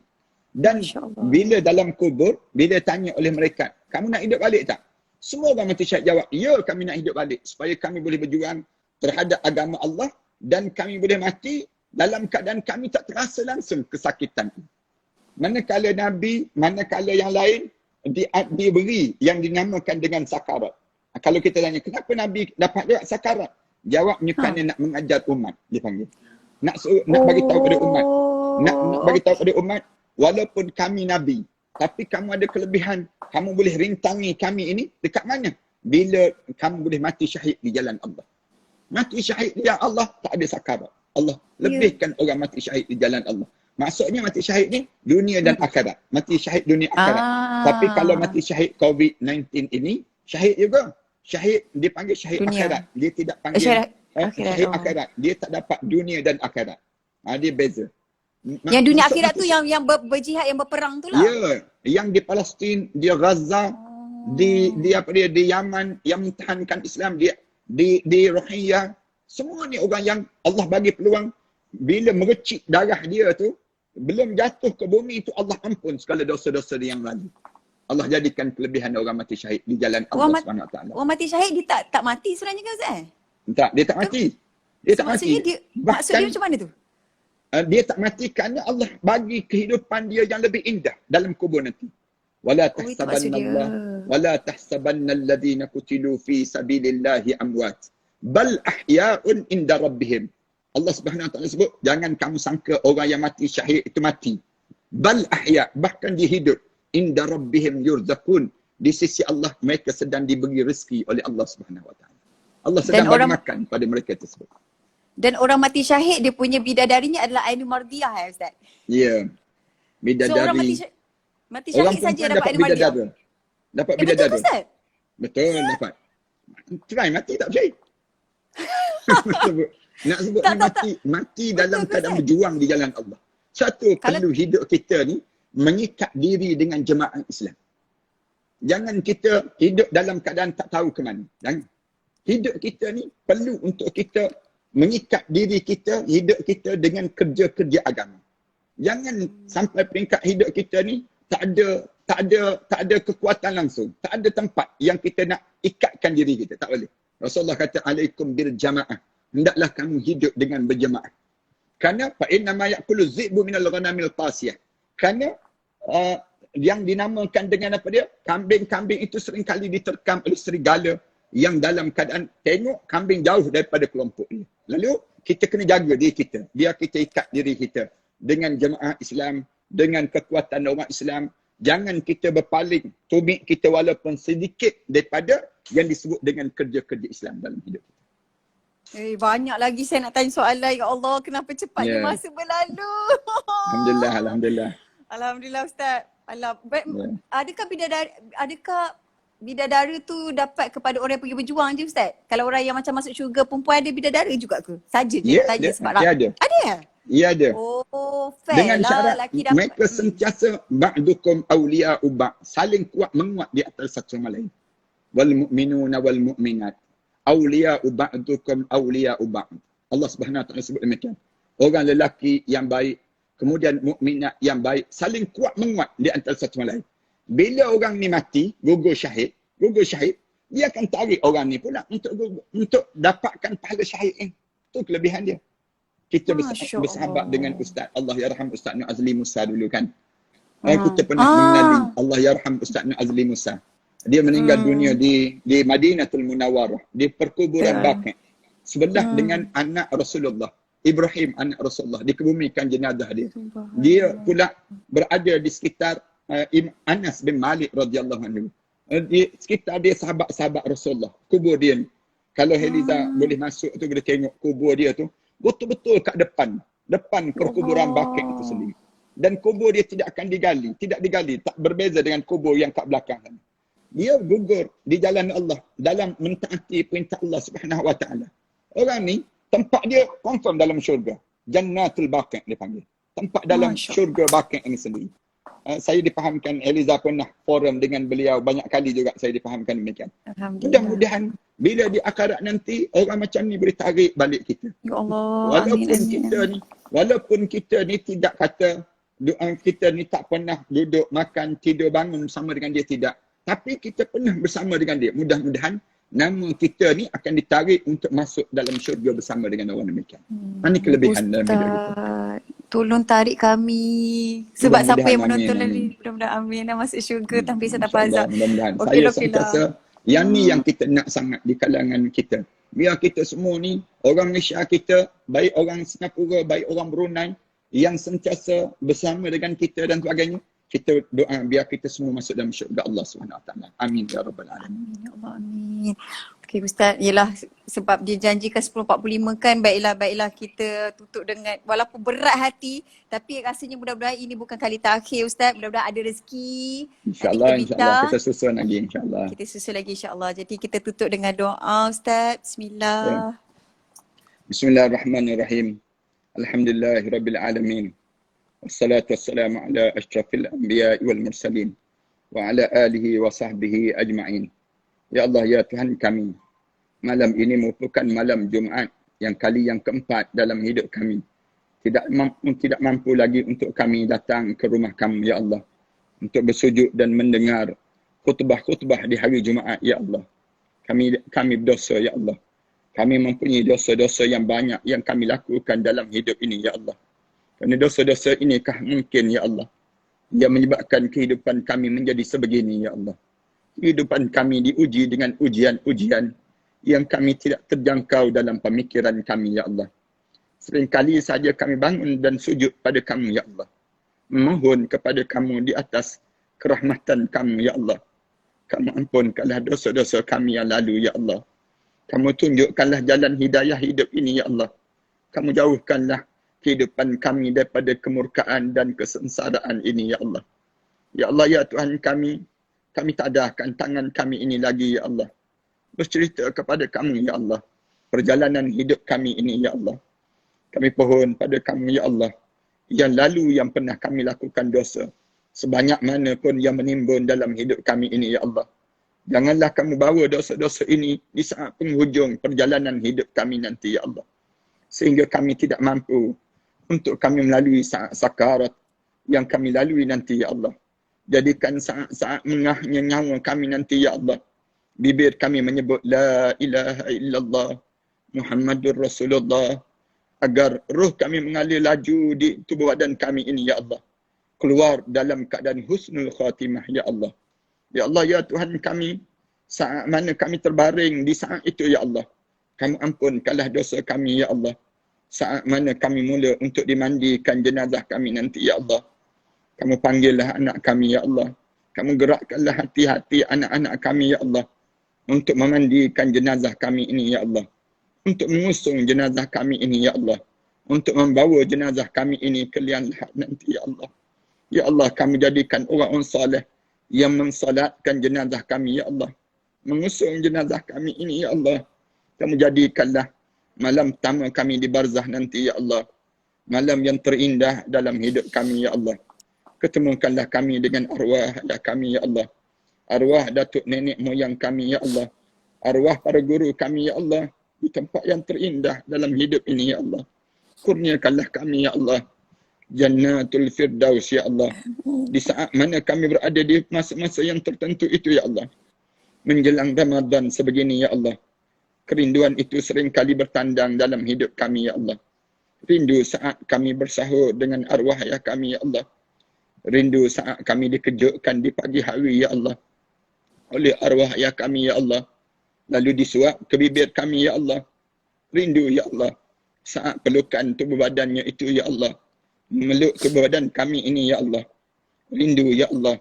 Saat mana kami mendengar tangisan dan esakan tangisan arwah ya kami, ya Allah. Dalam doa-doa mereka itu, ya Allah. Rindu, ya Allah. Saat kami berselawat beramai-ramai, ya Allah. Di malam-malam Ramadan yang indah itu, ya Allah. Rindu, ya Allah. Saat arwah ya kami mengimamkan salat tarawih itu, ya Allah. Rindu, ya Allah. Saat-saat yang sebegitu dalam hidup kami, ya Allah. Tahun ini, ya Allah. Kami diuji dengan COVID-19 ini, ya Allah. Sehingga kan tidak mampu lagi kami untuk merasai suasana yang demikian itu, ya Allah. Kecuali dengan Rahmanur Rahim kamu, ya Allah. Kamu buangkanlah segala virus-virus yang sedang menghantui di kalangan kami ini, ya Allah. Kamu jauhkanlah kami, ya Allah, daripada kejahatan-kejahatan yang pernah dosa yang kami lakukan di bumi kami ini, ya Allah. Bumi ini menjadi panas, ya Allah. Dengan dosa-dosa hamba ini, ya Allah. Ampunkanlah kami, ya Allah.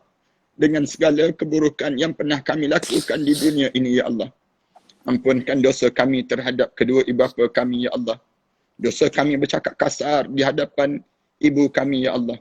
Seketika dahulu kami pernah menengking kata-kata ibu kami, ya Allah. Kami pernah bercakap kasar di hadapan ibu kami, ya Allah. Kami pernah menghentak kaki kami, ya Allah. Kami pernah menghempaskan pintu itu, ya Allah. Saat mana nama kami dipanggil oleh ibu kami, ya Allah. Kerana dosa-dosa itukah pula, ya Allah. Ia menyebabkan anak-anak kami pula enggan mendengar kata bicara kami ini, ya Allah. Kerana dosa-dosa itukah pula, ya Allah. Ujian hidup kami ini bertalu-talu, ya Allah. Kerana dosa-dosa itukah pula, ya Allah, yang menyebabkan kehidupan kami ini menjadi sebegini, ya Allah. Ya Allah, seburuk mana pun kami ini, ya Allah. Sekeji mana pun kami ini, ya Allah. Sejahat mana pun kami ini, ya Allah. Segunung mana pun dosa yang pernah kami lakukan di dunia ini, ya Allah. Pandanglah kami dengan pandangan rahmat kamu, ya Allah. Pandanglah kami dengan pandangan rahmat kamu, ya Allah. Ada siapa lagi kami mampu mengadu doa ini, ya Allah. Kecuali kepada kamulah yang maha mendengar doa hamba-hambamu ini, ya Allah. Rabbana alaika tawakkalna wa ilaika anabna wa ilaikal masir. Rabbana atina fid dunya hasanah wa fil akhirati hasanah wa qina adzaban nar. Wa sallallahu ala Muhammad wa ala alihi wa sahbihi wa sallam. Walhamdulillahi rabbil alamin. Amin ya Rabbal Alamin. Okay, saya perlukan tisu sekarang. Okay, terima kasih Ustaz. Jazakumullah Terima kasih. khair. Terima kasih.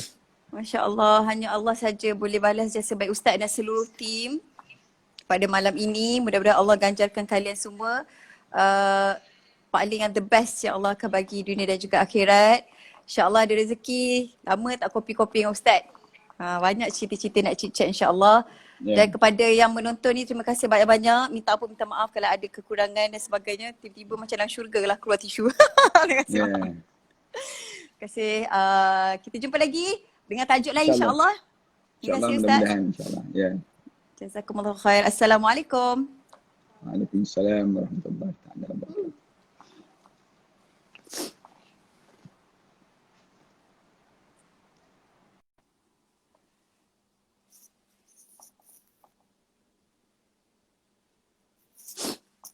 Okey, alhamdulillah, terima kasih kepada yang join malam ini bagaimana untuk mendapat pengakhiran yang baik, husnul khatimah daripada Ustaz Dusuki.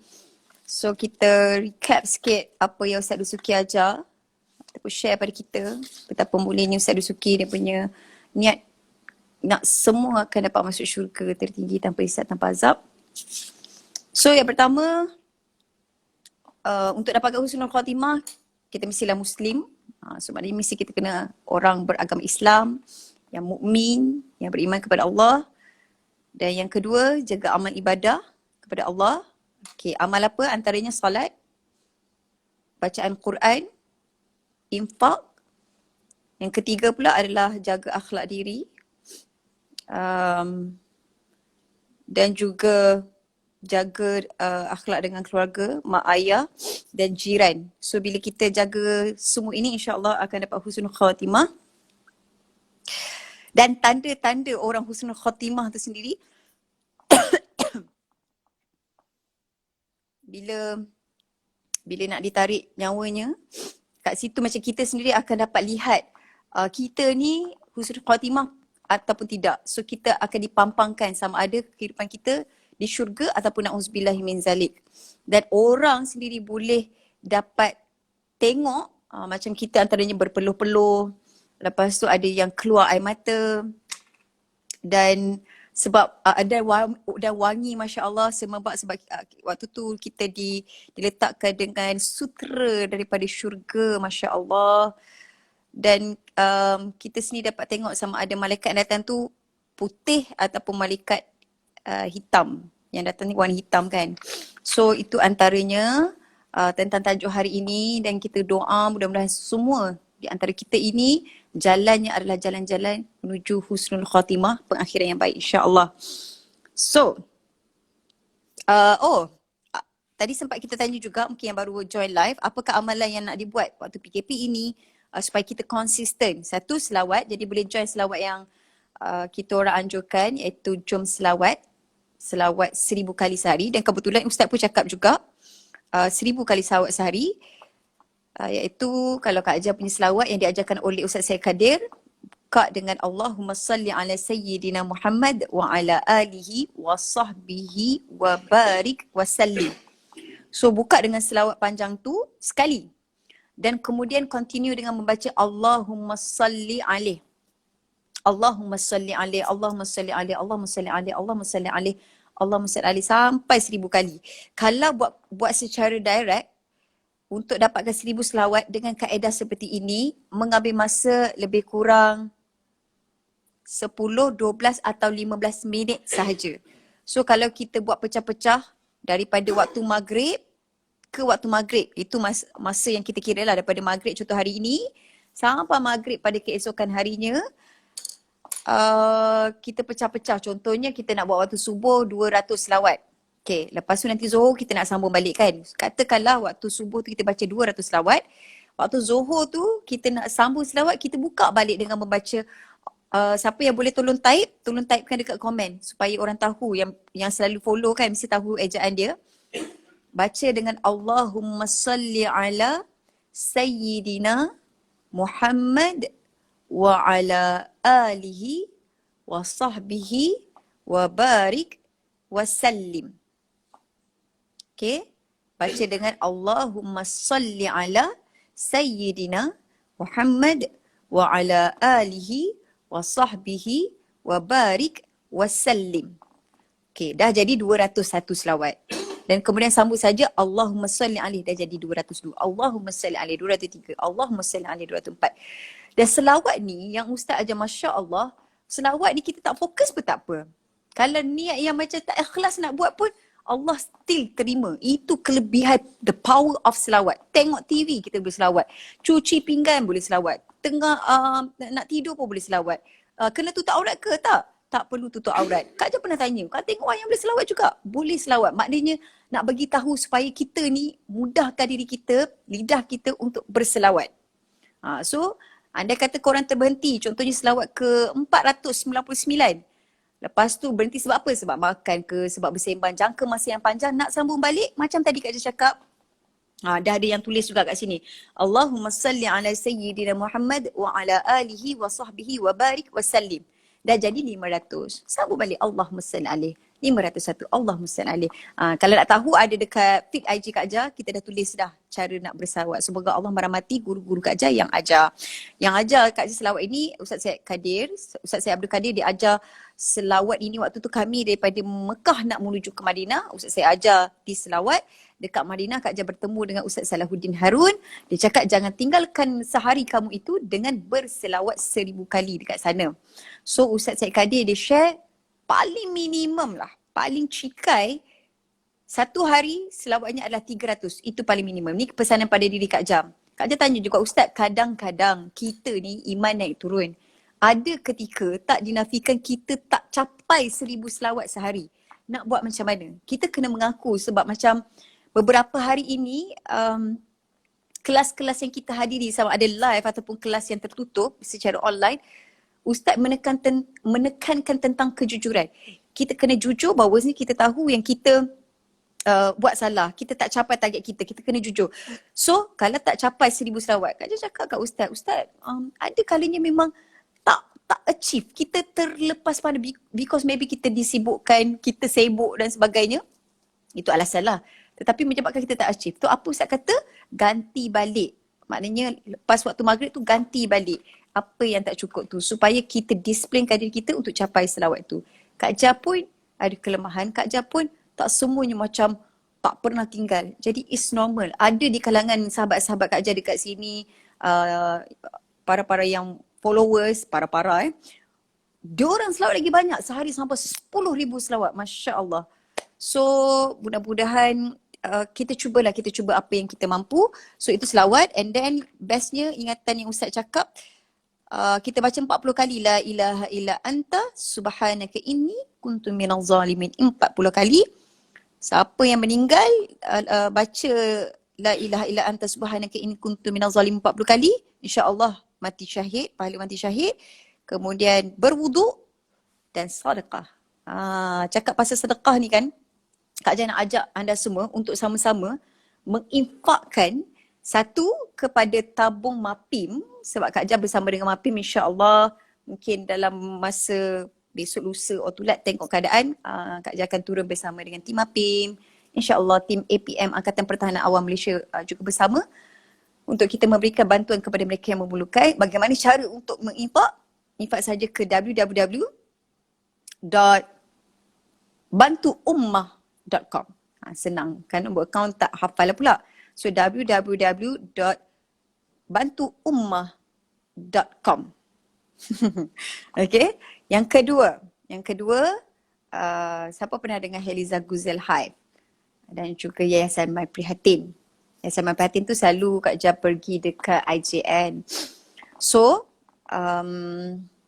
insya-Allah Heliza Guzel Hive dan juga Yayasan My Prihatin bekerjasama untuk menghasilkan PPE. Jadi kita perlukan dana untuk kita hasilkan PPE. Sekarang ni pun tak silap Kak Jah sedang dah dijahit lah PPE tu. Next week Kak Jah akan turun ke kilang, and then insya-Allah jika diizinkan kita akan hantarlah PPE itu ke hospital yang memerlukan. Jadi dia bukan nak buat one time, kita nak buat berterusan sebab kita tak tahu COVID ni sampai bila. So kita nak buat PPE ni berterusan. Jadi bagaimana nak menderma boleh tengok dekat feed Kak Jah. Feed Kak Jah tu kita ada letak nombor account untuk menderma insya-Allah. So alang-alang dah live ni dan Ustaz pun share dekat kita, jangan tinggal Quran. Mudah-mudahan kita tak tinggal Quran. Ni pesan dekat dia Kak Jah. Kak Jah pun Astaghfirullahalazim juga. Okay, so ini adalah Quran Ar-Rayyan. Terima kasih yang tolong tuliskan Ar-Rayyan Hijrah. Sebab ramai yang tanya mana nak dapat. Dia ada pen lagi. Jadi boleh bunyi kalau kita tekan nanti dia boleh bacakan untuk kita. Dan juga ni ada iqra' dia. Macam-macam jenis ada, Masya Allah. So, jom kita baca surah Al-Mulk jap. Korang boleh ambil Quran ke ataupun kalau ada apps pun boleh juga. Kalau Quran lagi better, kita baca surah Al-Mulk sebelum kita end live. Oh, Ustaz ada share juga. Dia kata pagi-pagi baca surah Al-Munafiqun. Satu ilmu baru. Kita boleh amalkan insya-Allah pesanan kepada diriku sendiri juga. Tolong pinkan selawat tadi. Baiklah. Oh, boleh juga amalkan selawat tafrij. Ya Allah. Kak Jah buka-buka dah surah Al-Munafiqun. Apakah petanda ini? Nampak tak? Ni.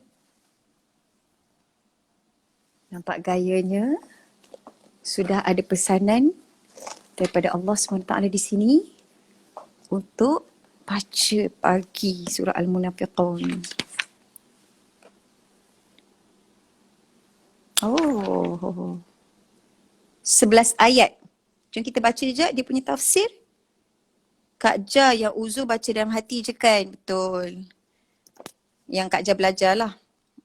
So, dengar boleh, baca dalam hati pun boleh. Orang-orang munafik. Dengan nama Allah yang Maha Pengasih, Maha Penyayang. Orang-orang munafik, ciri-ciri orang munafik satu.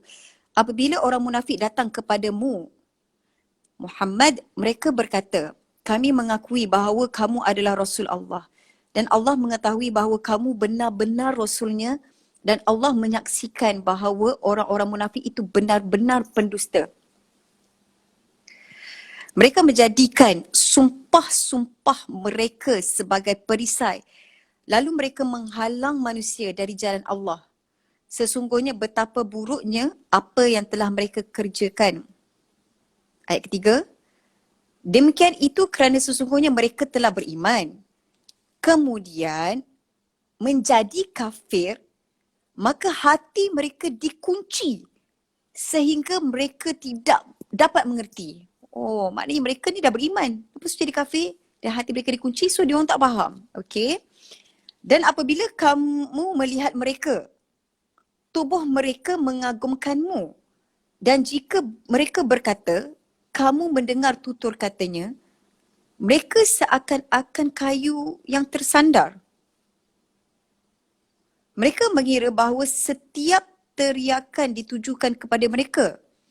Mereka itulah musuh yang sebenarnya. Maka waspadalah terhadap mereka. Semoga Allah membinasakan mereka. Bagaimanakah mereka dapat dipalingkan daripada kebenaran. Kak Jah rasa nanti Kak Jah nak request maybe Ustaz yang akan share tentang maksud ayat ni. Tak apa, kita baca dulu tafsir. Kak Jah tak berani nak ulas. Sebab Kak Jah pun ilmu tak ada lagi kat sini kan. Alright. Wajib tutup aurat bila baca Quran. Apa yang Ustaz ajar tak wajib. Tapi kalau tutup aurat, adabnya lebih baik lah. Macam tu. Alright, kelima. Dan apabila dikatakan kepada mereka, marilah beriman agar Rasulullah memohon keampunan bagimu. Mereka menggeleng-gelengkan kepala dan kamu lihat mereka berpaling dengan menyombongkan diri.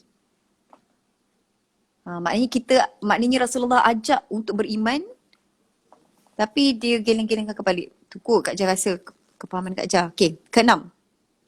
Sama sahaja bagi mereka, kamu Muhammad memohon keampunan untuk mereka atau tidak, kamu memohon keampunan bagi mereka, Allah tidak akan mengampuni mereka. Sesungguhnya Allah tidak akan memberi petunjuk kepada orang-orang fasik. No wonder lah. Pada malam nisfu Syakban, memang Allah nak ampunkan dosa umpama Ustaz Syed kata hari tu, umpama kambing kop. Umpama bulu kambing kop. Maknanya kambing banyak gila dan Allah nak ampunkan kan bulu kambing kan banyak. Seumpama itu Allah nak ampunkan dosa-dosa kita. Kecuali orang munafik dan orang musyrik. Ya ke? Betul tak?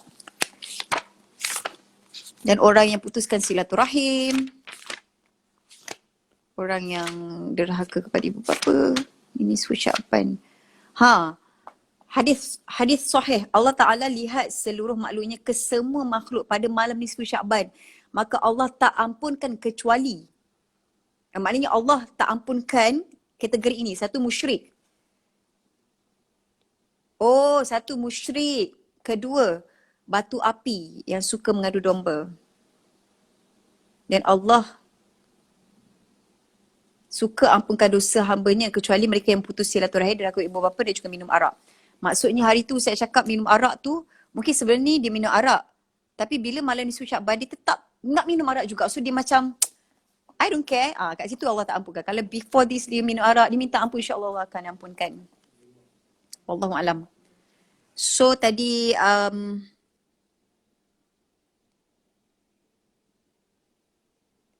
okay, nombor 6 kan, sesungguhnya Allah tidak akan memberi petunjuk kepada mereka, orang-orang yang fasik. Okay.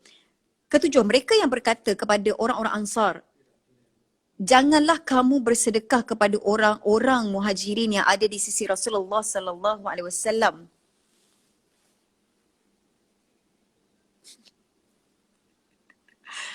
Ada sahabat Kak Jah message Kak Jah. Kak Z. Okay. Mereka yang berkata kepada orang Ansar, janganlah kamu bersedekah kepada orang-orang muhajirin yang ada di sisi Rasulullah sallallahu alaihi wasallam sampai mereka bersurai meninggalkan Rasulullah sallallahu alaihi wasallam. Bila Kak Jah sebut selawat, korang sambut Sedangkan milik Allah lah khazanah langit dan bumi, tetapi orang-orang munafik itu tidak memahami. Ke-8. Mereka berkata, sesungguhnya jika kita kembali ke Madinah, kembali daripada perang Bani Mustalik, pastilah orang-orang yang kuat akan mengusir orang-orang yang lemah dari sana. Sedangkan kekuatan itu hanyalah bagi Allah, Rasulnya dan bagi orang mukmin. Tetapi orang munafik itu tidak mengetahui. Peringatan kepada orang-orang mukmin. Ke-9. Wahai orang-orang yang beriman, janganlah harta bendamu dan anak-anakmu melalaikan kamu daripada mengasihi Allah. Dan barang siapa berbuat demikian, maka mereka itulah orang-orang yang rugi. 10. Dan infaklah sebahagian daripada apa yang telah kami berikan kepada kamu sebelum kematian datang kepada salah seorang di antara kamu. Lalu dia berkata, menyesal ni, wahai Tuhanku, sekiranya engkau berkenan menunda kematianku sedikit waktu lagi, maka aku dapat bersedekah dan aku termasuk orang-orang yang soleh. Ini yang Ustaz Dusuki cakap tadi adalah, sekejap. Ustaz Dusuki dia ada sebut tentang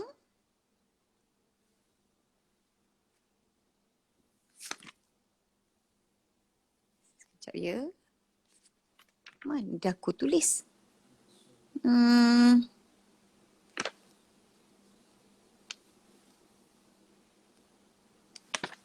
Hilang ketulisan Kak Jah. Yang nak masukkan tentang infak tu, yang mengalihkan harta di dunia ini ke akhirat. Sebab kita mati, kita tak boleh bawa harta kita pun nak masuk dalam kubur kan. Jadi kita planning siap-siap untuk mengalihkan harta benda kita ni supaya kita meninggal dunia tu, kita bawa harta kita semuanya. Dengan apa? Dengan meletakkan di tabung akhirat. Kalau kita letak dekat tabung kita di account bank kita untuk kegunaan kita saja dan tidak menginfakkan, macam mana kita nak penuhkan tabung akhirat kita, tabung pahala kita? Itulah daripada pemahaman Kak Jalah, wallahu alam. Dan Allah tidak akan menunda kematian seseorang apabila waktu kematiannya telah datang. Dan Allah Maha teliti terhadap apa yang kamu kerjakan. Oh, yes, di sini. Mengalihkan aset di dunia ke akhirat sebelum kamu meninggal sorang-sorang kat dalam kubur nanti. Itulah lebih kurang. Wallahu a'lam bishawab. Kak Jah pun bukan orang selayaknya untuk mencerahkan ni, tapi kita just ulang kaji mengikut kefahaman Kak Jah dan korang insyaAllah lebih faham apa yang Ustaz share. Jadi kita buka surah Al-Mulk, surah 67. Kalau Quran ini 562 muka suratnya. Surah Al-Mulk. So jangan lupa juga untuk baca surah Al-Kahfi hari Jumaat. Sunnahnya baca surah Al-Kahfi. Sunnah kita baca surah Al-Mulk tiap-tiap malam sebelum tidur. Lepas isyak boleh ke? Ustaz kata boleh. Lepas isyak pun boleh. Al-Quran ni dekat Ar-Rayyan Hijrah. Quran dari Ar-Rayyan Hijrah. Okay, kalau korang dah ready, Ar-Rayyan Hijrah. Kalau korang dah ready, jom. Kalau dah hafal, kena ambil Quran juga ke? Kalau dah hafal, boleh tak nak ambil Quran. Tetapi pahala melihat Al-Quran tu lebih. Hafal satu, tengok ayat Quran, pahala lain lagi. Kalau boleh ke tak tutup aurat? Boleh, tapi tak beradab. So kalau proper, contohnya ada wuduk, tutup aurat, tengok Quran, berbanding dengan apps contohnya, lagilah tinggi dia punya pahalanya. But sometimes ialah kita manusia kan, kadang-kadang kita nak baca Al-Mulk nak konsisten tu pun mujahadah gila. Mujahadah Masya Allah. Islami sikit Mujahadah Masya Allah. So at least kita tak, ni pesanan diri Kak Jalah, at least kita tak tinggal. So yang uzur syar'i yang tidak boleh baca, boleh dengar, boleh baca tafsir, boleh ikut dalam hati insya-Allah.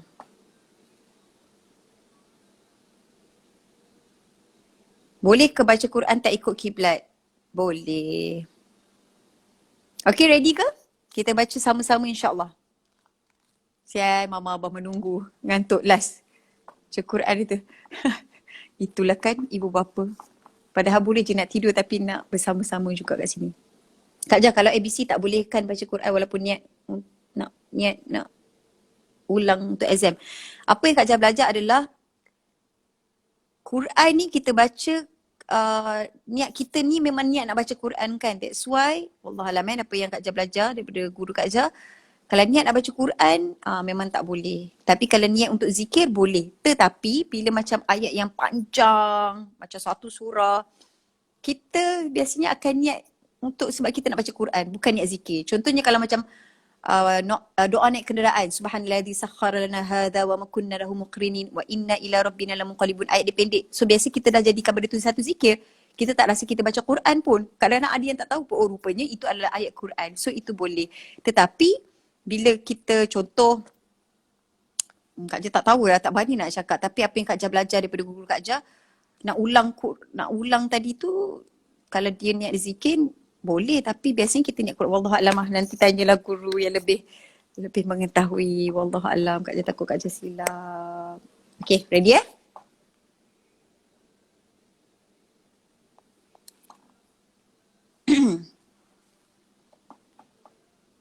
Allah, thanks. Syurga buatmu juga. Syurga untuk kita semua. Amin Rabbal Alamin. Amin, amin Rabbal Alamin. Amin, amin. Mudah-mudahan kita semua menjadi ketua bidadari. Dan mudah-mudahan lelaki pula mendapat ketua bidadari juga. Amin.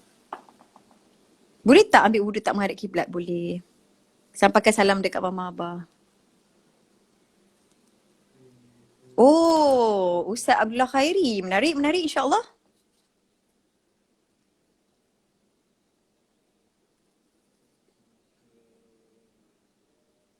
Okay, dah ready eh?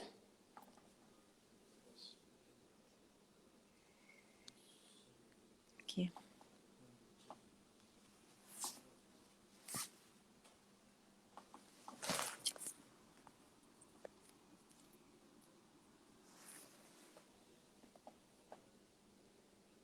Kak Jah, potong kuku ni boleh bila-bila masa? Boleh, tapi sunahnya hari Jumaat, tak silap. Cepatlah baca. Okey, Kak Farah pasal tunggu dah.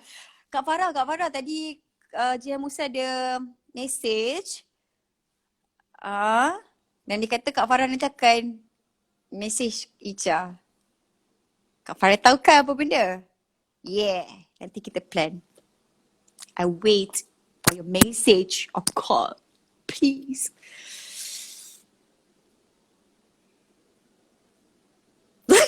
Farah. Ustaz Wadi. Oh, Kak Farah tulis message. Sekejap Kak Farah. Message tu di situ tengah live.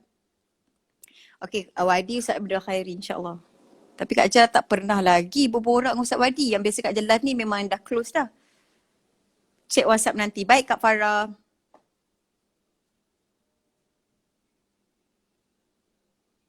Bismillah.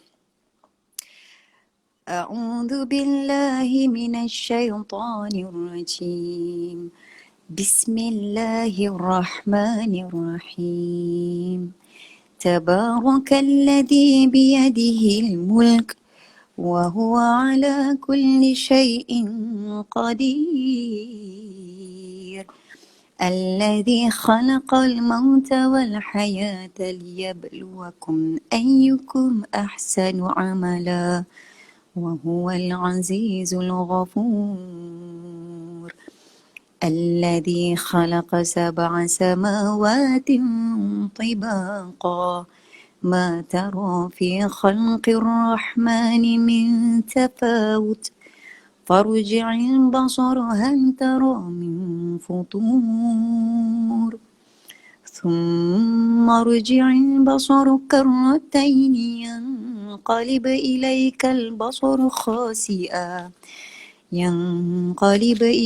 البصر خاسئا وهو حسير ولقد زينا السماء الدنيا بمصابيح وجعلناها رجوما للشياطين وأعتدنا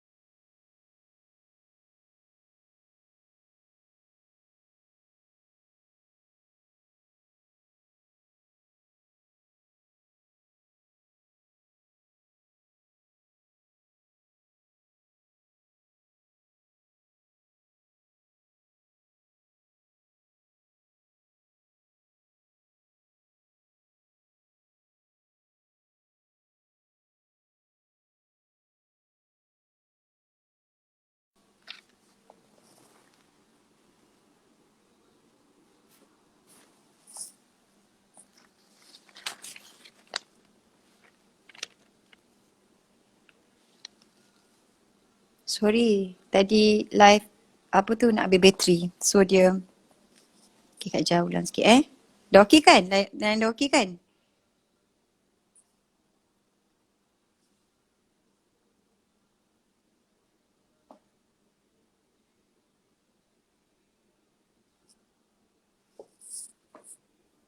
Sorry. bateri tinggal 10% tu dia jadi pause. Kak J sambung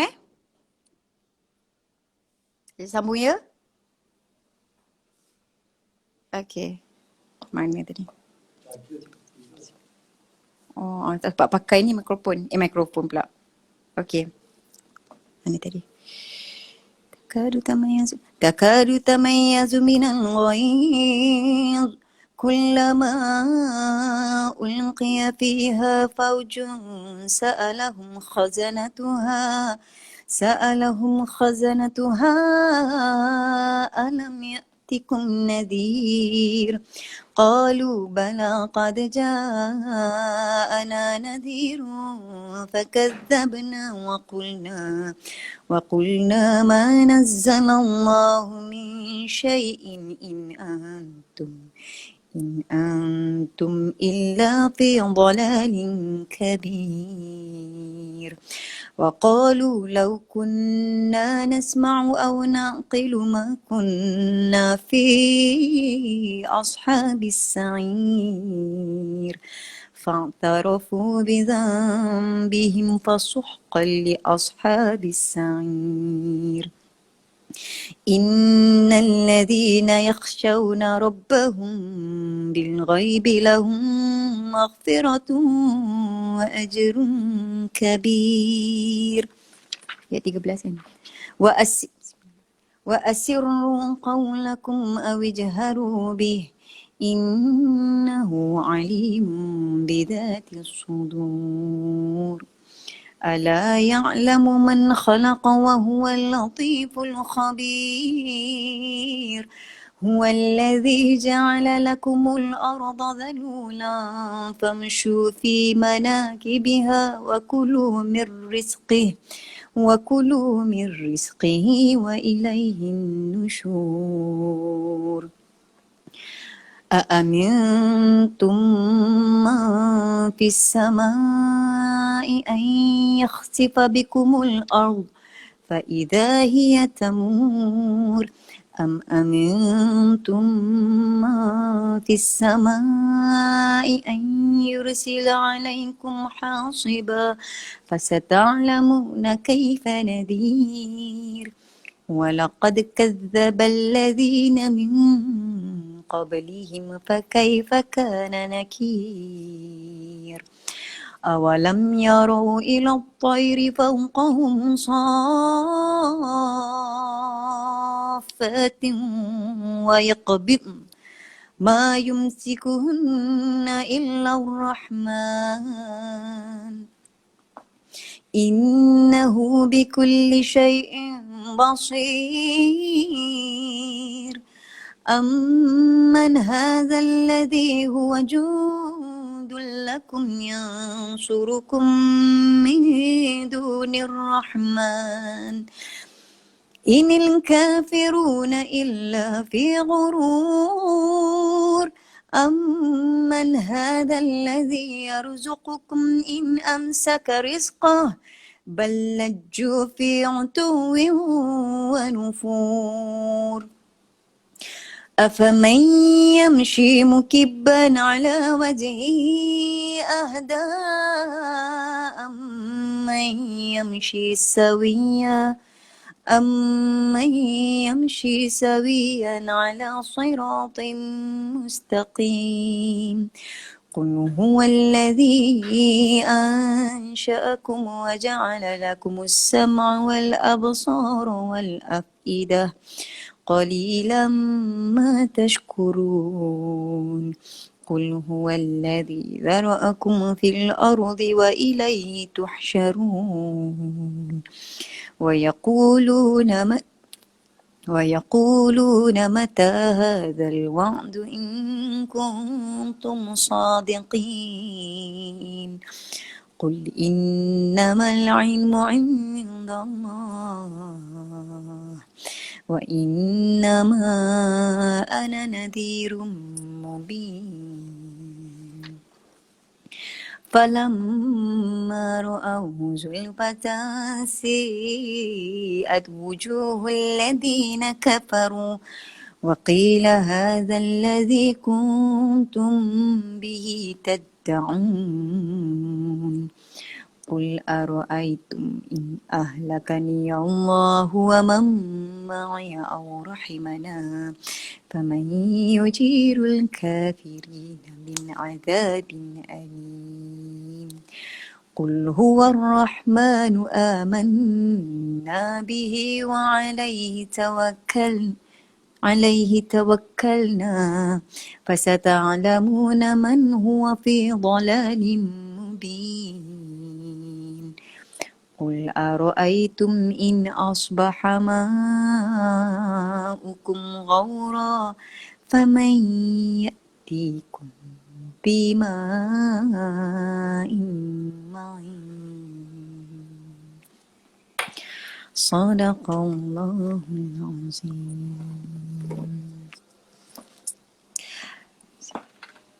بسم الله الرحمن الرحيم اللهم ارحمنا بالقرآن واجعله لنا إماما ونورا وهدى ورحمة اللهم ذكرنا منه ما نسينا وعلمنا منه ما جهلنا وارزقنا تلاوته آناء الليل وأطراف النهار واجعله لنا حجة يا رب العالمين. Ya Allah, rahmatilah kami dengan Al-Quran, jadikan ia pimpinan cahaya petunjuk rahmat. Ingatkan apa yang kami terlupa, ajarkanlah kepada kami apa yang tidak kami ketahui. Jadikan ia pembela kami, wahai pemilik alam semesta. Amin Rabbal Alamin. Jazakumullah khair kathir jidan. InsyaAllah kita jumpa lagi.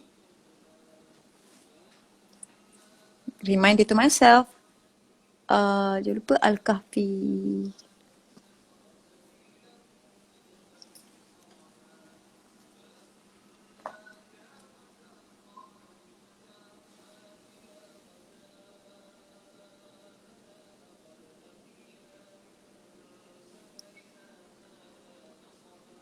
Doakan Kak Ja, okay? Doakan Kak Ja.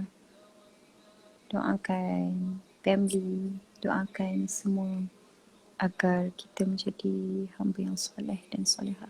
Soleh wa musleh. Dan dapat masuk syurga tertinggi tanpa hisab, tanpa azab. Dan berjumpa Rasulullah SAW. Bertemu dengan pencipta syurga.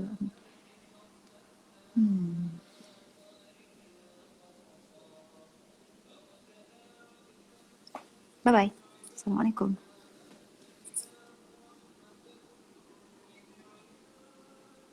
Rabbi fili warhamni wa tub alayya. Boleh baca bulan-bulan lain. Bagus lah. Kita ni memang kena selalu istighfar. Tadi Kak Ja kelas tadi, Ustaz Salahuddin dia kata buat istighfar 1000 istighfar pagi, 1000 istighfar petang. Ke 1000 istighfar pagi, 1000 istighfar malam. Kebanyakan istighfar sebab kita ni sentiasa buat dosa. Bye. Assalamualaikum.